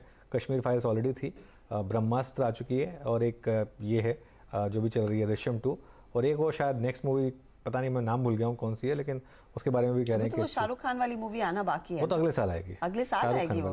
हाँ, शाहरुख खान वाली मूवी अगले साल आएगी। पठान। हाँ, मैं ऐसी मूवी के बारे में सोच रही हूँ, अवतार के बारे में सोच रही थी, जो ऑफ कोर्स अब दिसंबर में देखने को मिलेगी। पठान आएगी 25 जनवरी 2023 को। ओके, तो राउंड द कॉर्नर ही है ना, जब दिसंबर में आएगी। हाँ, राउंड द कॉर्नर ही है, लेकिन अभी के लिए मतलब एक क्लियरली एक बॉक्स ऑफिस पे जो एक स्ट्रिंग ऑफ डिसअपॉइंटमेंट चल रही थी पिछले 6-7 महीने से, फाइनली टेबल्स आर टर्निंग, वो थोड़ा सा टेबल टर्न हुई है, तो उससे भी शायद थोड़ा सा एक फर्क पड़ा है। इंटरेस्टिंग होगा। पीवीआर पर आपके क्या व्यूज हैं, जो पिकअप देखने को मिला है? महेश्वरी जी, देखिए, जिस बिजनेस में अब उन्होंने एक तो सबसे पहले काम किया है इन सिनेमाज ने कि टिकट के प्राइसेस थोड़े रेशनलाइज अभी कर दिए, तो उसके कारण से फुटफॉल बढ़ा है। और वो बिजनेस जहाँ 250 रुपए का टिकट और 500 रुपए का आपको पॉपकॉर्न खरीदना पड़े, तो उस बिजनेस में बिल्कुल आप लॉस नहीं कर सकते। तो मेरा मानना है अच्छा टाइम है एंटरटेनमेंट इंडस्ट्री के लिए आगे। मेरी भी नजर पीवीआर पे काफी समय से थी, और आगे मुझे इसका जो फॉर्च्यून है वो अच्छा नजर आता है, और 2100-2200 रुपए के लेवल इनफैक्ट अगले 6 महीने में आप उम्मीद कर सकते हैं। तो खैर ये सही बोल रहे हैं, क्योंकि मैंने अभी जो टिकट बुक की थी इस बार हर्षदा दृश्यम 2 की, तो वो रिक्लाइनर की 360 रुपए की टिकट थी। वो कोई बहुत महंगी नहीं है, बिल्कुल महंगी नहीं एक है। टाइम आ गया था 1200 I रुपए remember। वो रिक्लाइनर्स की टिकट हो गई थी। और उसमें भी आप कोई ना कोई कार्ड का ऑफर लगा दें तो आपको सस्ती मिली जाती है, मतलब 200-250 रुपए तक, 200-250 रुपए 300 रुपए तक लोग देने को तैयार हैं। वो जो 1000, 1200, 1800 रुपए एक बार एक लेवल पे आ गई थी टिकटें, और उसके ऊपर आप जाके साथ में पॉपकॉर्न और वो उसमें वो 3-4 हज़ार रुपए का सीधा एक बार में एक्सपीरियंस Actually। वो थोड़ा सा खलता था। ये अभी थोड़ा सा रैशनलाइज हुआ है, क्लियरली रैशनलाइज हुआ है। मुझे लग रहा है एक आपको याद होगा अजय श्रीवास्तव आए थे, उन्होंने कहा था कि एक फीडबैक देने की जरूरत है कि थोड़ी ग्रीड कम करिए अपने, उसका थोड़ा सा फर्क तो पड़ा है क्लियर। और फुटफॉल्स ऑफ कोर्स पिकअप होते हुए जरूर दिखाई दे रहे हैं। तो PVR most talked about stock आज 3% ऊपर ट्रेड करता हुआ दिखाई दे रहा है। अच्छा, एक दो ट्रेड्स आपके सामने रख देते हैं, फिर अग्रवाल साहब भी तैयार हैं अपनी राय देने के लिए, उनको भी जोड़ेंगे। सरकारी बैंकों में अचानक फिर तेजी बढ़ती हुई दिखाई दे रही है और ये छोटे टिकट साइज वाले स्टॉक्स तेजी दिखा रहे हैं। बैंक ऑफ इंडिया स्क्रीन पर लेकर आइएगा। Nifty bank by the way अब फिर से 80 पॉइंट्स ऊपर है। तो निफ्टी बैंक में ना बहुत ही वॉलेटाइल, बहुत वो यो ट्रेड कहते हैं ना, वो देखने को मिल रहा है। लेकिन पीएसयू बैंक इंडेक्स अब ऊपर खींच रहा है अपने आप को। बैंक ऑफ इंडिया में तेजी, आपका सेंट्रल बैंक में तेजी, आईओबी में तेजी, 3-4% पिछले 5-10 मिनटों में स्टॉक्स ऊपर आ रहे हैं। यूको बैंक में यही है, लेकिन पंजाब नेशनल बैंक देखिए वो 4% ऊपर है अब, और बैंक ऑफ बड़ौदा गावा साहब का तो 172 के आसपास ट्रेड कर ही रहा है। अमित, इन सरकारी बैंकों में ये छोटे वाले जो हैं डबल डिजिट वाले, उनमें से कोई ट्रेड आपको इस समय भा रहा है? या तो आप पीएनबी या बैंक ऑफ इंडिया पर नजर डालें, उसमें कुछ है क्या? डेफिनेटली हर्षिता मैम, मेरी नजर जैसा कि आपने कहा इन दोनों पे ही है। पीएनबी का स्ट्रक्चर काफी पॉजिटिव है। इन दोनों बैंकों में अगर देखिए, bank of India and PNB, इन्होंने 10 डेमा पे अपना रेस्ट किया और वापस अपटेक इसमें आ रहा है। पीएनबी का लगभग 10 डेमा 49 के आसपास आता है। जब तक वो होल्ड करता है, मुझे लगता है पोजिशनली इसमें 58 से 59 के लेवल्स देख सकते हैं। सिमिलरली बैंक ऑफ इंडिया का 10 डेमा इज लगभग around 79 rupees. Bank of India का भी स्ट्रक्चर काफी पॉजिटिव है और इसमें भी एक पुलबैक पे, इस पुलबैक पे पोजीशन बनाई जा सकती है for targets of 87 to 88 rupees. Okay, चलिए, तो बैंक ऑफ इंडिया इनफैक्ट अच्छे खासे मूव इस समय आते हुए 3 PM मूव की भी तैयारी करेंगे। थोड़ा सा तो मार्केट इंडिकेशन दे रहा है कि वापस अपसाइड पर आएगा। मिड कैप इंडेक्स में ज़बरदस्त तेज़ी इस समय, करीब 1% का मूव मिड कैप इंडेक्स में आता हुआ। निफ्टी भी वापस डे हाई की तरफ जाता हुआ, एग्जैक्ट डे हाई पे नहीं है लेकिन कोशिश कर रहा है डे हाई पे जाने की। और बैंक निफ्टी अब कंट्रीब्यूट कर रहा है, जो बैंक निफ्टी 100 पॉइंट नीचे था अब वो 100 पॉइंट ऊपर है। और आईटी में तो खैर ज़बरदस्त तेज़ी हम सुबह से देख ही रहे हैं। अब हमारे साथ पाइपर सरिका के फाउंडर और फंड मैनेजर जुड़ गए हैं, Abhay Agarwal. Abhay ji, good afternoon, thank you so much जुड़ने के लिए। सर, पहले तो मैं शायद आपसे पहली बार बात हो रही है, ये पाइपर सरिका नाम चुनने का क्या मतलब लॉजिक है? एक थोड़ा एक्सप्लेन कर दें अगर, क्योंकि मैं आपसे पहली बार बात कर रहा हूँ इसके लिए। Anuj ji, thank you so much for inviting me. आपसे बात करके मुझे बहुत अच्छा लगा। मैं देखता रहता हूँ आपको टीवी पे, ऑब्वियसली बहुत फॉलोअर्स हैं आपके, मैं भी हूँ उसमें, तो मुझे भी बहुत अच्छा लगा पहली बार आपसे बात करके। पाइपर सरिका एक एसेट मैनेजर है, पीएमएस है हमारा, एक एफपीआई है मॉरिशस में, और दूसरे भी फंड्स हैं। बेसिकली पाइपर सरिका जब हमने स्टार्ट करी थी तो पाइपर मींस ब्लैक पेपर, और सरिका का मतलब होता है सिल्क इन इटालियन रोमन लैंग्वेज। तो इंडिया की सबसे पुरानी ट्रेडेड कमोडिटीज हैं ब्लैक पेपर और सिल्क, तो हमने कहा कुछ ऐसा नाम रखें जो रिफ्लेक्ट करे इंडिया के एंटरप्रेन्योर्स को, इंडिया के कॉमर्स को, तो उस हिसाब से ये नाम हमने रखा। काफी इंटरेस्टिंग हर्षदा, आपको पता था? नहीं, I had absolutely no idea. कुछ ना कुछ नया सीखने को मिलता है रोज। अच्छा, तो एक काम करते हैं, फिर बात करते हैं फिर आपके फंड के बारे में। मैं देख रहा था कि काफ़ी बड़ा एक्सपोजर है आपका ये न्यू एज स्टॉक्स में। जोमेटो हो गया, या फिर Info Edge, even Dixon, IndiaMART, platform वगैरह कंपनियां वगैरह हैं। आप काफ़ी बड़ी बेट ले रहे हैं इन स्टॉक्स पे? नहीं, ये हमारा इसमें नहीं है, कोई भी ओनरशिप नहीं है। डिक्सन है, इंडिया मार्ट एक टाइम पे होता था, वो हमने करीब मार्च में एग्जिट कर दिया था। और जोमेटो में ये शायद आपकी वेबसाइट पे फिर अपडेट नहीं हुआ होगा। मैं आपकी वेबसाइट पे हमने जो लेटेस्ट इन्वेस्टर लेटर है उसमें आप देखेंगे तो अभी हमारी जो सबसे बड़ी होल्डिंग्स है अनुज जी, वो है lemon tree, CMS Infosystem, angel broking, CDSL, camps, Apollo hospital, ये ऐसे आप देखेंगे तो ये हमारी कोर होल्डिंग्स हैं। टाइटन, लार्ज कैप्स में आईसीआईसीआई बैंक, टीवीएस मोटर्स, तो हमारी जो कोर होल्डिंग्स हैं अभी इस समय ये हैं। तो हमारा एक मॉडल पोर्टफोलियो कंस्ट्रक्ट है जिसको हम हर 3 महीने में रीबैलेंस करते हैं। तो और करीब 24 स्टॉक हैं पोर्टफोलियो में, मॉडल पोर्टफोलियो में, तो उसमें ये सारे लीडिंग स्टॉक्स हैं। इस समय वेटेज कहां पर ज्यादा बढ़ाया जा रहा है अभय जी? क्योंकि आपका जो पूरा portfolio it's a mix of different stocks and sectors, जो नॉर्मल किसी भी पोर्टफोलियो में देखने को मिलता है, लेकिन इस समय आप वेट किसका ज्यादा रख रहे हैं? हर्षदा, अभी जो लेटेस्ट हमने रीबैलेंस किया है उसमें हमारा फोकस है बहुत ज्यादा टियर 2 टियर 3 सिटीज में जो कंजम्पशन बूम देखने को मिल रही है, और specially on home improvement side. तो काफी डिमांड है ऐसे प्रोडक्ट्स की जिससे लोग अपने घर को इम्प्रूव कर सके। कोविड के बाद स्पेशली जैसे मार्केट खुला है वैसे लोगों को ये इंटरेस्ट है कि हम इनको अपना होम इम्प्रूवमेंट करें।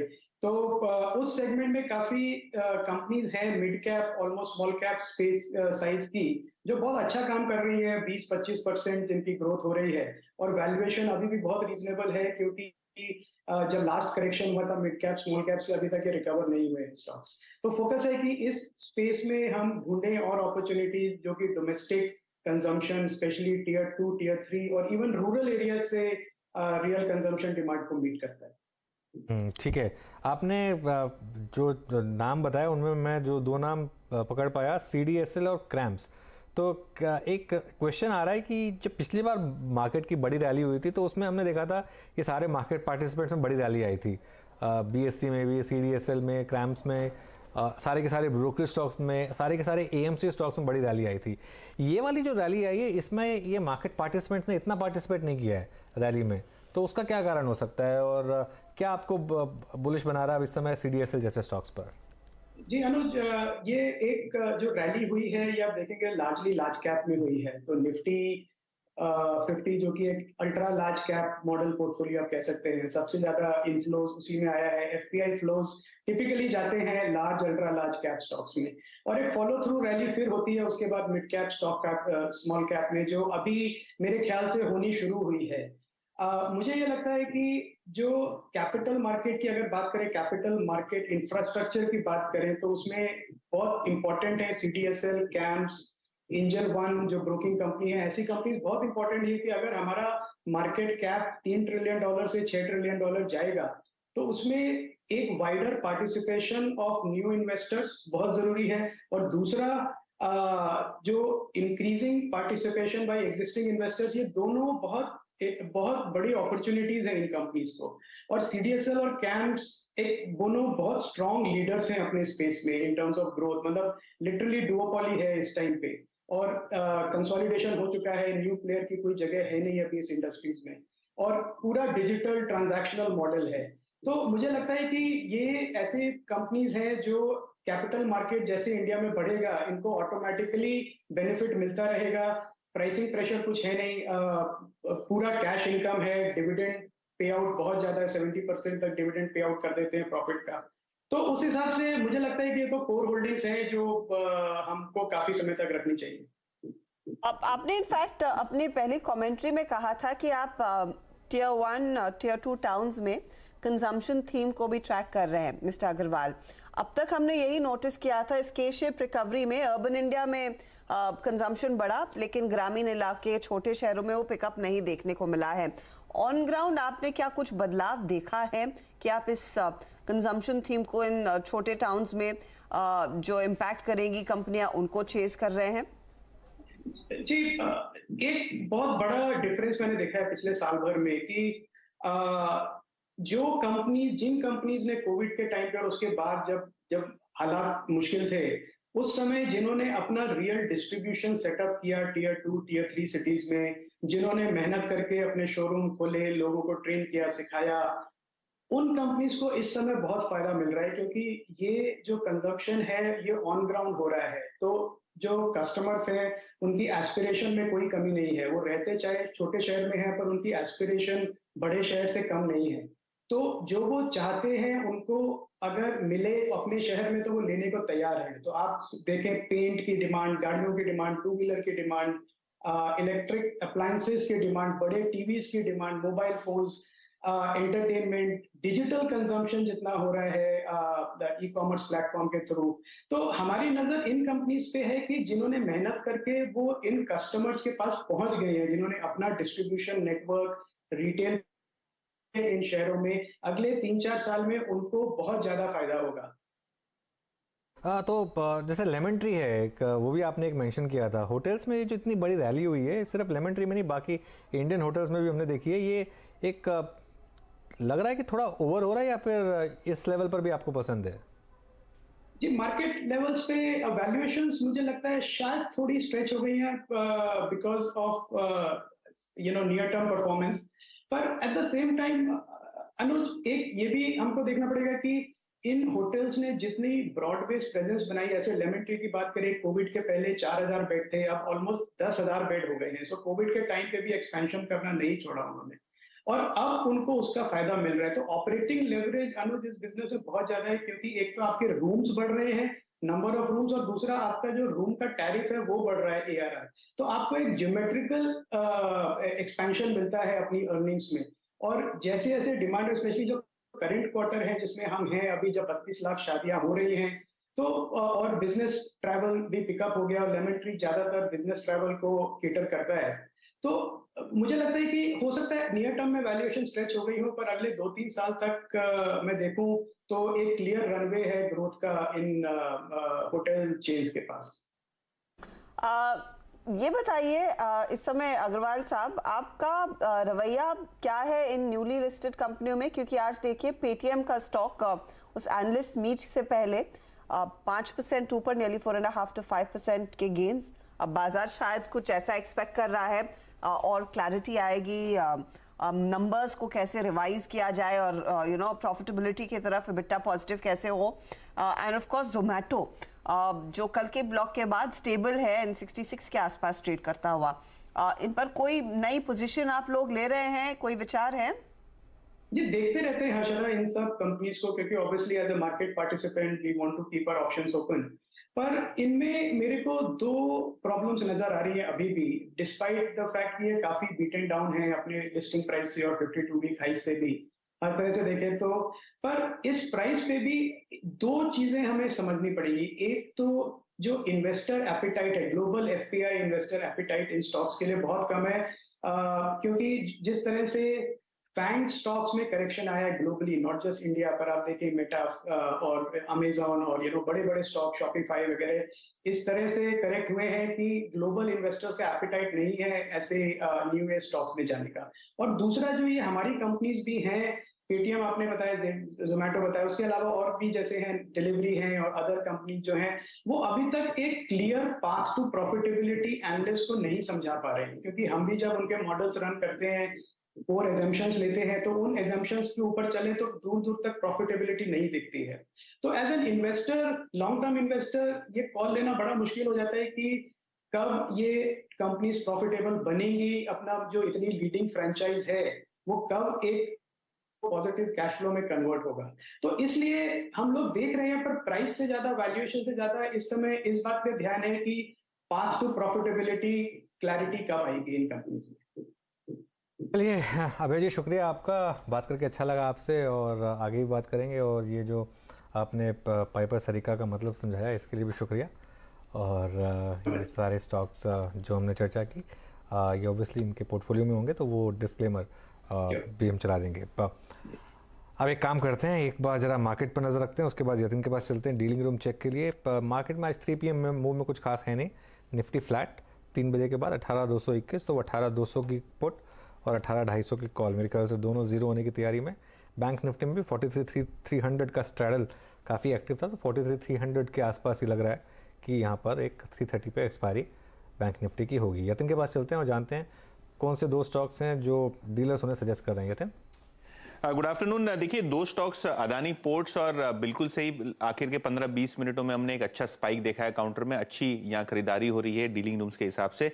इनफैक्ट यहाँ एक BTST का ट्रेड वो सुझा रहे हैं, 1-2 दिनों का यहाँ व्यू है, और व्यू ऐसा है कि यहाँ से शायद 25 से 30 रुपए की अपटेक आपको देखने को मिले। तो अदानी पोर्ट्स एक स्टॉक जो आज FII के रेडार्स पे है। इसके अलावा PVR, और बहुत दिनों बाद यहाँ हमको अच्छी एक्टिविटी देखने को मिली है, अच्छे वॉल्यूम्स आज देखने को मिल रहे हैं।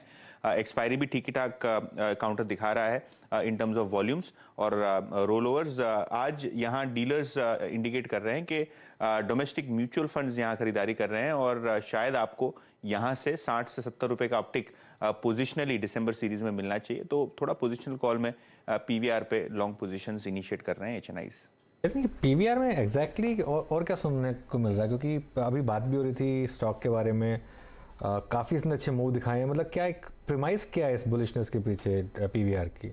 देखिए इन जनरल हम लोग देख रहे हैं कि जो मूवी लॉन्च पाइपलाइन है वो काफ़ी ठीक ठाक आपको दिखेगी सेकेंड हाफ में, और दूसरी बात कि जो पीवीआर और आइनॉक्स का मर्जर है वो भी आपको बहुत जल्द क्लोजिंग टर्म्स में आता हुआ दिखाई देगा, क्योंकि इन जनरल हमने देखा है कि चाहे वो एचडीएफसी बैंक हो, श्रीराम ट्रांसपोर्ट और श्रीराम सिटी यूनियन हो, जहां भी ये कॉर्पोरेट इवेंट्स प्ले हो रहे हैं, जैसे इवेंट्स नज़दीक आते हैं बिल्डअप होना शुरू हो जाता है। तो शायद यहाँ भी वो इवेंट काफ़ी नज़दीक आपको दिखाई पड़ रहा है। एक्स डेट वाला मामला बहुत जल्द बन सकता है, एक बार सारी एनसीएलटी की प्रोसेस पूरी हो जाए तो शायद मार्केट एंटिसिपेट कर रहा है 1-2 महीनों में ये कंप्लीशन होना चाहिए। और प्रॉब्ली दोनों ही स्टॉक्स जैसे आप पीवीआर आइनॉक्स की बात कर लें, यहाँ आपको टैंडम मूव्स दिखाई दे रहे हैं। बढ़िया मूव्स दरअसल पीवीआर आइनॉक्स में आते हुए। शुक्रिया यातिन इस अपडेट के लिए। और दूसरा ऑफ कोर्स अदानी पोर्ट जो डीलरिंग रूम में काफी चर्चित है। पीवीआर की तो हमने चर्चा कर ली, लेकिन अमित एक बार अदानी पोर्ट पर नजर डालेंगे टेक्निकली।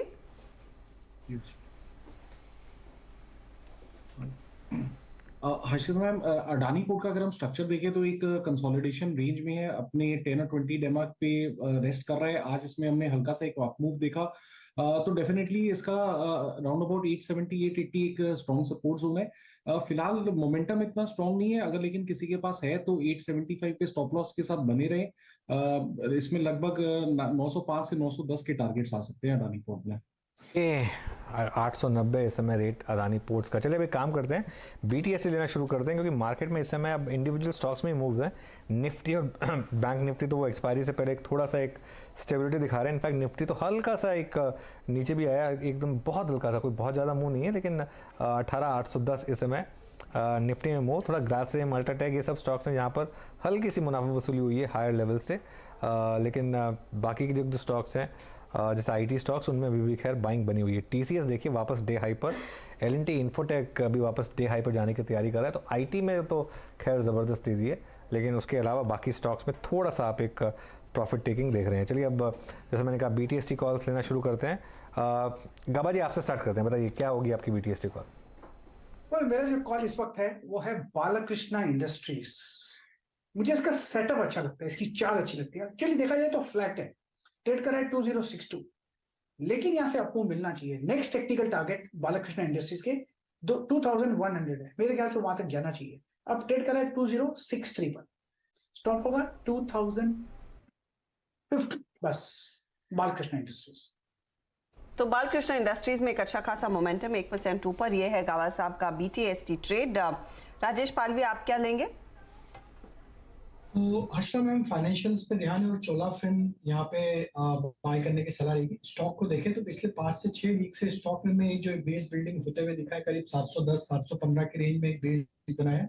आज के सेटअप के हिसाब से स्टॉक ने एक फॉलिंग ट्रेंड लाइन का ब्रेकआउट डेली सेटअप पे दिया है और स्टॉक 50 डे मूविंग एवरेज के ऊपर भी अब सरपास करके क्लोज होते हुए दिख रहा है। तो हमें लगता है चोलामंडलम फाइनेंस को यहाँ पे बाय किया जा सकता है। 733 के आसपास फ्यूचर के रेट है, इसमें हम एक्सपेक्ट कर रहे हैं टारगेट आना चाहिए 750-755 तक के। स्टॉप लॉस होगा करीब 722 के आसपास। चलिए चोला में बाय करिए। सीवी फाइनेंसिंग स्टॉक्स में हमने देखी है थोड़ी सी पिछले 3-4 दिन में तेजी। श्रीराम ट्रांसपोर्ट में अच्छा खासा मूव कल देखा था हमने, आज चोला में ये मूव आ रहा है, तो 2% का मूव इस समय चोला में आता हुआ। मानस बीटीएसटी एसटीबीटी? तो देखिए बीटीएसटी एक ट्रेड लेना चाहिए और एस्ट्रल पे ध्यान देना है, क्योंकि एस्ट्रल में पिछले करीब 15 दिनों से हम कंसोलिडेशन देख रहे हैं। स्टॉक बेस बनाने की कोशिश कर रहा था 1860-65 के आसपास। फाइनली आज एक पहला साइन देखने को मिला है, क्योंकि 1920 के लेवल्स ब्रेक हुए हैं, वहां पर वॉल्यूम्स देखने को मिले हैं। तो एस्ट्रल में खरीदारी करने की राय रहेगी। 1899 के स्टॉप लॉस से खरीदारी करिए 1970 के टारगेट के लिए। ओके, तो 1970 का टारगेट। एस्ट्रल का जिक्र एक बार फिर होता हुआ, काफी दिनों बाद दरअसल स्टॉक की चर्चा हुई है, स्टॉक में एक्शन लौटता हुआ दिखाई दिया है। सुदीप आपका ट्रेड? जी अर्षदा जी, मेरा ट्रेड होगा हिंडाल्को पे BTST। मेटल इंडेक्स में हम देख ही रहे हैं कि इतनी तेजी है और एक ब्रेकआउट भी है, और मेटल इंडेक्स आने वाले कुछ 2-3 सेशन में मुझे लग रहा है 6800 6900 तक भी जा सकता है। तो इसमें ट्रेड होगा BTST के लिए हिंडाल्को में हमने देखा ये दूसरी बार मई 2022 के बाद 200 डेमा के ऊपर सस्टेन कर रहा है। आज स्टॉक 7 महीने के हाईएस्ट लेवल पे है और मेजर मूविंग एवरेजेस के ऊपर ट्रेड कर रहा है। और शॉर्ट टर्म अगर टाइम फ्रेम देखें तो पिछले कुछ दिनों में इसने डबल बॉटम ब्रेकआउट दिया है। तो आज जो हिसाब से ट्रेंड और जो हिसाब से स्टॉक में मोमेंटम है, मुझे लग रहा है ये आने वाले दिनों में आज और कल तक 456 के स्टॉप लॉस के साथ 470 472 के टारगेट्स इसमें आ सकते हो ऊपर के साइड। अमित, आपकी क्या एडवाइस होगी BTST STBT? जी अनु जी, मेरी नजर लार्सन पे है। लार्सन हमने येस्टरडे भी रिकमेंड किया था। Larsen is trading at lifetime highs. Technically structure इसका बहुत स्ट्रांग है। 2104 के लेवल में ट्रेड कर रहा है। इसके लगभग टारगेट्स रहेंगे 2150 के और स्टॉप लॉस रखूंगा 2075 का। ओके, तो L&T में एक अच्छी अपॉर्चुनिटी खरीदारी की बनती हुई। आखिरी 15 मिनट में हम उतर रहे हैं मार्केट के एक्शन पर एक बार फिर नजर डाल लेते हैं। L&T टेक सर्विसेज अड़ा हुआ है वो 8% 9% ऊपर और तगड़ा ओपन इंटरेस्ट एडिशन यहाँ पर।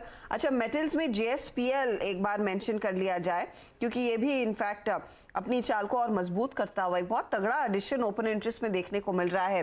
गावा साहब, कल भी हम JSPL का मेंशन कर रहे थे, यहाँ पर आपकी राय क्या रहेगी? क्या आप तेजी करेंगे कल के लिए भी? इंडस्ट्री देना चाहिए क्योंकि JSPL का जो चार्ट है मोमेंटम है, 566 पर ट्रेड कर रहा है। स्टॉप भी बहुत टाइट है, मेरे ख्याल से 550 55 का चल जाएगा। मुझे लगता है 575 580 पॉसिबल है, मोमेंटम कंटिन्यू हो सकता है। इनफैक्ट क्वाइट पॉसिबल एक गैप अप खुल सकता है, वहीं पर एक एडवांटेज लेकर बेच देना चाहिए। यस, मोमेंटम है जिंदल स्टील पे। Momentum trade clearly Jindal steel में बनता हुआ। एक बार मेटल इंडेक्स का चार्ट आपकी स्क्रीन पर फिर लेकर आते हैं। हमें याद है करीब 10 सवा 10 के आसपास वो अपडेट आ रहा था चाइनीज मीडिया को जो हम रेफर कर रहे थे, तब मेटल इंडेक्स करीब आधे से 1% की बढ़त की तरफ जा रहा था और फिर अब आप देखेंगे तो 1.5% तक की तेजी देखने को मिली है। तो हिंडाल्को से लेकर टाटा स्टील, JSPL, सेल, ये सारे काउंटर्स आज काफी तगड़ी तेजी में 3% ऊपर। टाटा स्टील, हिंडाल्को में 3% तक का इजाफा। महेश्वरी साहब, अब नॉर्मली यहाँ पर एक सिक्लिकल प्ले होता है मेटल्स में और अब तक इन स्टॉक्स की पिटाई हो रही थी चाइना फैक्टर के पर्सपेक्टिव में। चाइना मार्केट अगर खुल जाता है, जो लॉकडाउन में ईज की तैयारी हो रही है, क्या आप एक बार फिर नए सिरे से तेजी की पोजीशंस जोड़ना शुरू करेंगे इन मेटल कंपनियों में? देखिए, इनफैक्ट कई सारे स्टॉक्स तो इसमें अपने 52 वीक हाई के पास में भी ट्रेड करने लगे। जैसे JSPL की हम बात कर रहे थे, तो JSPL अपने 52 वीक हाई से 15 रुपए दूर है। तो जहां पर भी निवेशकों का कॉन्फिडेंस है कि ये कंपनियां एक्सपोर्ट फ्रंट पे या डोमेस्टिक फ्रंट पे अच्छा परफॉर्म कर रही है, वो करती रहेंगी। अब JSPL जैसी कंपनी में एक हिडन स्टोरी रेलवे की भी है, क्योंकि रेलवे की जो रेलिंग्स हैं और रेलवे के जो वैगन्स हैं, उसकी भी सबसे बड़े मैन्युफैक्चरर्स में से JSPL है। तो जब इस टाइप के आपको प्लेस मिल रहे हैं, तो बिल्कुल जो रेलवे स्टॉक्स में मोमेंटम हो रहा है प्लस मेटल में मोमेंटम हो रहा है, तो इनको बेनिफिट मिल रहा है। ऐसे ही वेदांता, हिंडाल्को, हमने सभी तरफ इन स्टॉक्स में चूंकि अब थोड़े से अंडर ओन रहे हैं, इन निवेशकों ने काफी इस स्टॉक में अप्रैल में जब हाई बने थे उसके बाद सेलिंग किया था, तो अब इन सारे स्टॉक्स में बाइंग देखने को मिल रहा है और China factor icing on the cake है। तो मेरी सलाह रहेगी कि अभी स्टॉक्स में अभी इस लेवल पे भी बाइंग की जा सकती है। भी बाइंग का मौका यहाँ पर क्लियरली बनता हुआ, क्योंकि अब वो स्टोरी इनके फेवर में जा रही है। अपॉर्चुनिटी है मेटल्स में तेजी की पोजीशंस जोड़ने की। इंडेक्स आपकी स्क्रीन पर एक बार फिर लेकर आते हैं। 18,819 के लेवल्स पर आपको दिखाई देगा निफ्टी। निफ्टी बैंक में थोड़ी सी वॉलेटिलिटी देखने को मिली है, लेकिन याद रखिएगा आज वो वीकली एक्सपायरी का दिन भी था, तो नॉर्मली वीकली एक्सपायरी के दिन वॉलेटिलिटी देखने को मिलती है। हालांकि मिड कैप्स पूरे फॉर्म में 18,800 के ऊपर क्लोज, तो फिर अनुज पॉजिटिव ही माना जाए? नहीं, क्लोज तो पॉजिटिव है, इसमें कोई डाउट नहीं है हर्षिता। और देखिए, आज की सबसे बड़ी जो हेडलाइन है वो है मिड कैप इंडेक्स, क्योंकि कल थोड़ा सा मिड कैप इंडेक्स ने डरा दिया था हमको। कल लग रहा था कि वो जो रैली स्टार्ट हुई थी वो शायद फिजल आउट हो गई है, ऐसा नहीं है। देखिए आज तक ये हो सकता है कि मार्केट अब एक बार 19,000 के पास जाए तो थोड़ा कंसोलिडेट करे, इस तरह के आपको 3-4 सेशन दिखा दे। इस तरीके के 3-4 सेशन हो गए तो मार्केट के बहुत पॉजिटिव है, जिसमें निफ्टी में आपको कोई एक डिसाइसिव मूव ना दिखे, लेकिन इंडिविजुअल स्टॉक्स अच्छा करते रहे। इवन बैंक निफ्टी को भी जरूरत है थोड़ा कंसोलिडेशन की, ये बहुत ज़्यादा हो गया बैंक निफ्टी का मूव, तो एक बार थोड़ा कंसोलिडेट करे और उसके बाद यहाँ से मूव करे। अच्छा एक और चीज़ है, मैं एक जनरली लोगों को बोल रहा था कि एक ये हमारे कई दर्शक हैं जो ये ट्रेड फॉलो जो चेस करते हैं एक्सपायरी वाले दिन की, एक्सपायरी वाले दिन का ऑप्शन, देखिए वो मोस्ट 95% केसेस में वो ऑप्शन जीरो हो जाते हैं, वो सिर्फ 5% टाइम चलते हैं। तो वो आपका रिस्क रिवॉर्ड आपको उस हिसाब से देखना है कि 20 टाइम्स हो तभी लें, वरना ओवर 12 मंथ पीरियड आप नोटिस करेंगे कि वो सारे के सारे ऑप्शंस मोस्टली जीरो होते हैं। जैसे लास्ट थर्सडे को हमने वो एक ऑप्शन पकड़ा था, वो जबरदस्त भागा था। पर वो तो फिर मंथली एक्सपायरी वाला दिन भी था। हाँ वो मंथली था, लेकिन वो मतलब वीकली में भी मिल जाता है कई बार। कल जैसे कल मिल गया था, जैसे वो हो जाता है, लेकिन अदरवाइज अगले वीक के या फिर मंथली के जो ऑप्शंस होते हैं उन पे फोकस करना बेटर है। लेकिन मेरे लिए आज की जो हाईलाइट है हर्षिता, वो है मिड कैप इंडेक्स का ये बेहतरीन आउट परफॉर्मेंस। और आउट परफॉर्मेंस ऐसा नहीं है कि 5:1, 6:1 एडवांस डिक्लाइन है, 1.5:1, 2:1, ये एक सही एडवांस डिक्लाइन है। इस एडवांस डिक्लाइन के हिसाब से अगर मार्केट चलता रहा दिसंबर, ये अगर ऐसे हमको 10-12 दिन मिल जाएंगे तो मिड कैप इंडेक्स कैचअप कर लेगा निफ्टी के साथ। स्मॉल कैप में तो अभी भी टाइम लगेगा, लेकिन at least mid cap index catch up कर लेगा, ये अच्छी चीज़ होगी मार्केट के लिए। और एक और हाईलाइट जो आया है वो रेलवे काउंटर्स की तरफ से आया है। 2 दिनों की मुनाफा वसूली, आज इरकॉन देखिए 7% ऊपर। IRFC फिर से लगभग 34 के लेवल पर ट्रेड कर रहा है, 5% की तेजी। और RVNL का क्या हुआ? RVNL तो थोड़ा सा ठीक है, 2% ऊपर है। टीटागढ़ वैगन्स में आज 4.5% तक का इजाफा देखने को मिला है। तो ऐसे इन स्टॉक्स को लिया जा रहा है जैसे कल आपको मौका ही नहीं मिलेगा। अच्छा, इस पर महेश्वरी जी मैं आपकी राय लेना चाहती हूँ। इरकॉन के मैनेजमेंट से इस हफ्ते की शुरुआत में हमारी बातचीत हुई। उन्होंने कहा उनके हाथ में 40,000 करोड़ के ऑर्डर हैं और 2025 तक बड़े पैमाने पर रेलवे कैपेक्स वाले ऑर्डर आएंगे जिसके लिए कंपनी बिड करेगी। लार्जली वो टनल ऑर्डर्स पर फोकस कर रहे हैं। लेकिन इस समय अब कंस्ट्रिंग एक बड़ा कैपेक्स आने वाला है और जिस तेजी के साथ ये स्टॉक्स भागे हैं, निवेशकों को सावधान होना चाहिए या फिर मौके का फायदा उठाकर ट्रेंड पर चढ़ जाए? नहीं, मेरा तो ये मानना है काफी अंडर ओन्ड स्टॉक रहे हैं ये रेलवे के, क्योंकि पहले लोगों को मोनोपोली बेस्ड बिजनेस समझ में नहीं आते थे, क्योंकि लोगों को लगता था कि फिक्स मार्जिन मिलता है। पर जिस हिसाब से जो ऑर्डर बुक इन कंपनीज की बनी है और जो प्रॉफिटेबिलिटी आ रही है, वो सब पीछे रह गए। और इनफैक्ट इरकॉन पे भी आप नजर डालें तो 70 से ज्यादा प्रतिशत होल्डिंग गवर्नमेंट ऑफ इंडिया के पास में और सिर्फ 2 या 3% होल्डिंग ही DII और FIIs के पास में। तो अभी तो बहुत स्पेस है, क्योंकि करीब 20% से ज्यादा होल्डिंग रिटेल निवेशकों की है जो उनको जमा करनी है। और जिस हिसाब से नंबर्स इरकॉन के या RVNL के ये इन कंपनियों के आ रहे हैं, अभी भी मुझे लगता है कि एक्यूमुलेट किए जा सकते हैं। भी एक्यूमुलेट करने का मौका यहाँ पर साफ बन रहा है। बहुत बड़ा एक्शन। मानस, टीटागढ़ वैगन्स पर एक बार नजर डालेंगे। अच्छा, टीटागढ़ के लिए खबर ये भी थी कि ये जो वंदे भारत के ऑर्डर्स आने वाले हैं उसमें टीटागढ़, सीमेंस जैसी कंपनियां, GE जैसी कंपनी ने ऑफ कोर्स बिड्स के लिए पार्टिसिपेट किया है। अब ये 5% वाले सर्किट वाला ट्रेड है, लेकिन थोड़ा सा लंबा देखेंगे तो क्या हो रहा है? तो देखिए, अगर हम ट्रेडिंग को छोड़ दें और इन्वेस्टमेंट की बात करें तो बेहतरीन स्टॉक है, क्योंकि एक बड़ा सा राउंडिंग बॉटम बना है। जो पिछले हाईज थे 180 185 के ऑलरेडी स्टॉक ने ब्रीच कर दिए हैं। मेरा समझना है कि अगर 6 से 8 महीने का टाइम फ्रेम हो तो शायद आपको 245 तक के टारगेट भी देखने को मिल सकते हैं। करंट लेवल्स पे भी आप इन्वेस्टमेंट कर सकते हैं, थोड़ी गिरावट मिले तो और पैसा आप इस पे इन्वेस्ट करिए। 150 रुपए का स्टॉप लॉस रखिए और 260 रुपए के टारगेट सेट करिए। 60 के टारगेट के लिए एक मौका, लेकिन थोड़ा सा आपको समय ज्यादा देना होगा अगर आप टीटागढ़ वैगन्स पर नजर डाल रहे हैं। इसका सर्किट फिल्टर 5% के आसपास है। इंडेक्स स्टेबल, निफ्टी बैंक थोड़ी सी आंख मिचोली खेल रहा है, पॉजिटिव नेगेटिव हो रहा है, लेकिन ठीक है, बनता है वो। आज एक्सपायरी का दिन भी है। अच्छा, F&O सेटअप क्या कह रहा है वो आपकी स्क्रीन पर अब लेकर आते हैं। कुछ ऐसे ट्रेड्स हैं जहां पर हमने देखा एडिशनल लॉन्ग्स की पोजीशंस जुड़ी है और कुछ में अच्छी खासी शॉर्ट कवरिंग आज के दिन बनती दिखाई दी। तो वो डेटा इनफैक्ट तैयार हो गया, वो आपकी स्क्रीन पर आएगा। आज आंख बंद करके लोगों ने लॉन्ग किया है मिड कैप IT को। ये देखिए लॉन्ग बिल्डअप के 4-5 स्टॉक्स आपकी स्क्रीन पर है और 4 technology counters. L&T take services सबसे पहला ट्रेड था जो आज CNBC आवाज ने पकड़ा, 9% का लॉन्ग बिल्डअप। बिरला सॉफ्ट में 6% का लॉन्ग बिल्डअप, एम्फोसिस में 5.5% का लॉन्ग बिल्डअप। मुझे एम्फोसिस तो ये राजेश सातपुते वाला ट्रेड था।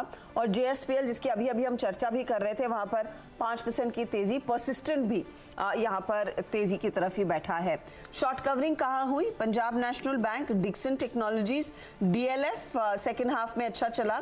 विप्रो और LIC हाउसिंग फाइनेंस में हमने देखा है कुछ शॉर्ट की पोजीशंस कवर होती हुई दिखाई दी है। लेकिन मंदी का ट्रेड जहां बड़ा है वो है ग्रैन्यूल्स, IGL, बंधन बैंक, कोलगेट और साथ ही साथ GNFC।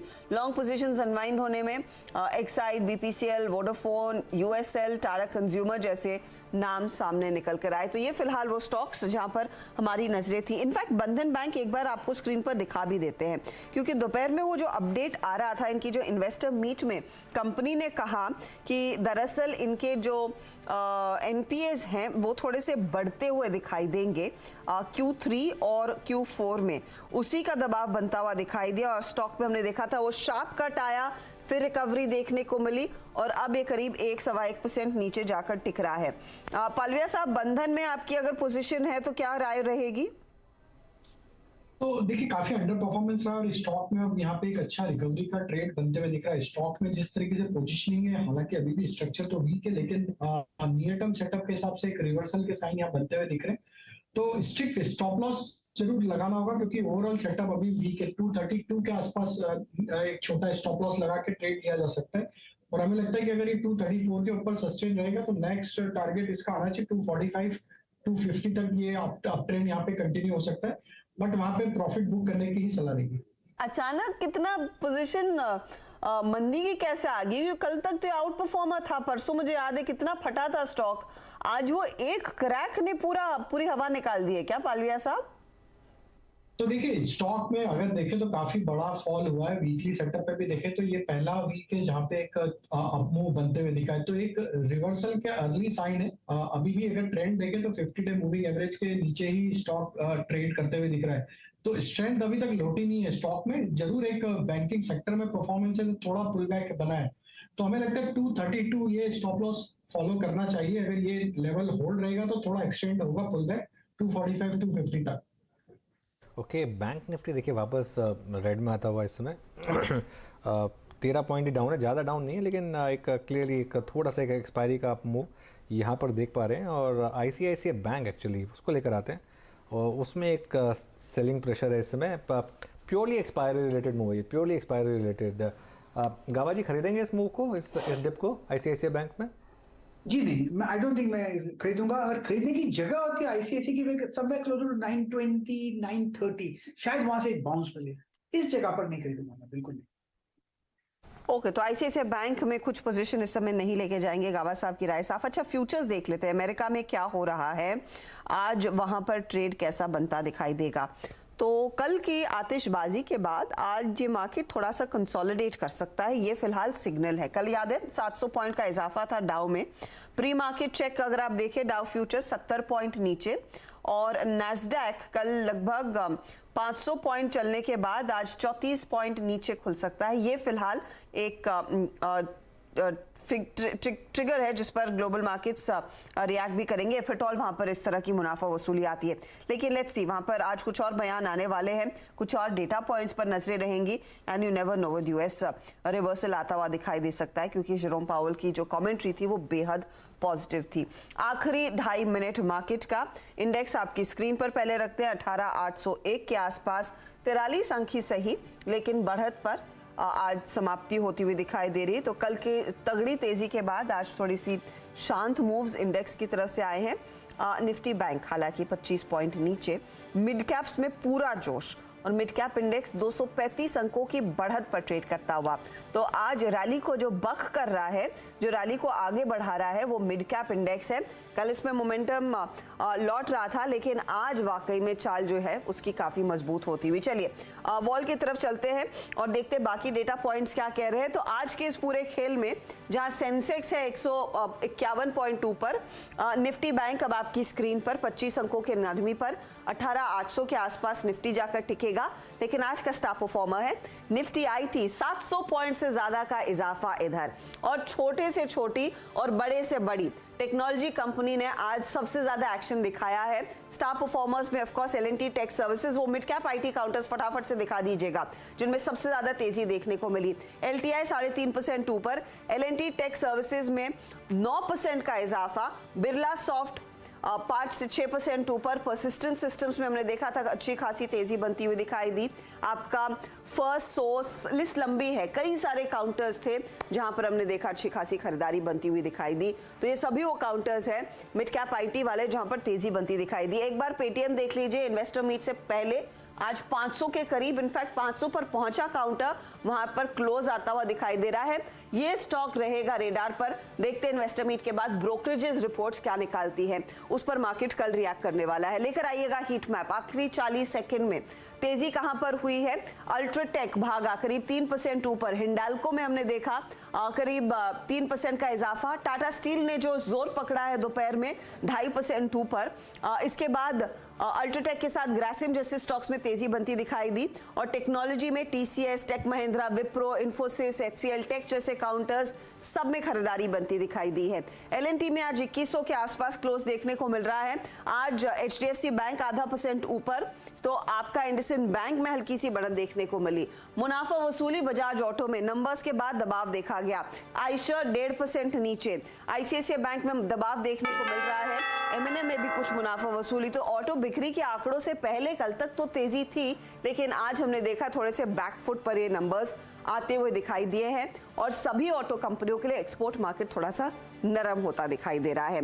घंटी बज चुकी है। आज का मामला 18,800 पर सेटल हो रहा है। प्रोविजनल क्लोज इससे थोड़ा सा नीचे आ सकता है, लेकिन 42 पॉइंट्स की बढ़त पर हम इन लेवल्स को छोड़ जा रहे हैं। 13 पॉइंट नीचे, एकदम सपाट उठापटक के बाद निफ्टी बैंक जाकर टिक रहा है। अब देखते हैं आशीष और नीरज ने जो तेजी वाले सौदे रखे थे, और मेरे ख्याल में दोनों के सारे तेजी वाले सौदे थे, उनका परफॉर्मेंस कैसा रहा सीधा सौदा में। नीरज की टीम आपके यहाँ स्क्रीन पर आती हुई, नेल्को 5.5% ऊपर, परसिस्टेंट 4.5% ऊपर, विप्रो और इन्फोसिस 1.5% की तेजी में। आशीष के परफॉर्मेंस में एक तो शिल्पा मेडिकेयर था, खुलने के साथ ही 7% ऊपर था, 8% की बढ़त देखने को मिली। बिरला सॉफ्ट, जेएसपीएल और तमिलनाडु मर्केंटाइल बैंक, ये भी 4% भागने वाले ट्रेड्स। ये है आज की चाल आपके लिए बाजार की तरफ से। तो एक्सपायरी का दिन और एक्सपायरी के बीच हमने देखा निफ्टी बैंक में ज्यादा उठापटक देखने को मिली। निफ्टी शांत था, थोड़ा सा विराम लेता हुआ। आपके फ्यूचर्स 18,945 के आसपास, तो अभी भी फ्यूचर्स 18,900 के ऊपर और 19,000 के करीब दिखा रहे हैं चाल को। और यहाँ पर आपने कैश में देखा 18,800 के आसपास, 18,812 पर इंडेक्स जाकर टिक रहा है। लेंगे आप सभी से इजाजत। शुक्रिया सीएनबीसी आवाज पर जुड़ने के लिए, और कल सुबह मुलाकात होगी फ्रेश क्यूज के साथ, लेकिन खबरों का सिलसिला जारी रहेगा, तो आप बने रहें कार्यक्रम पर। आगे ऑफ कोर्स कमोडिटी मार्केट का एक्शन लेकर आएंगे।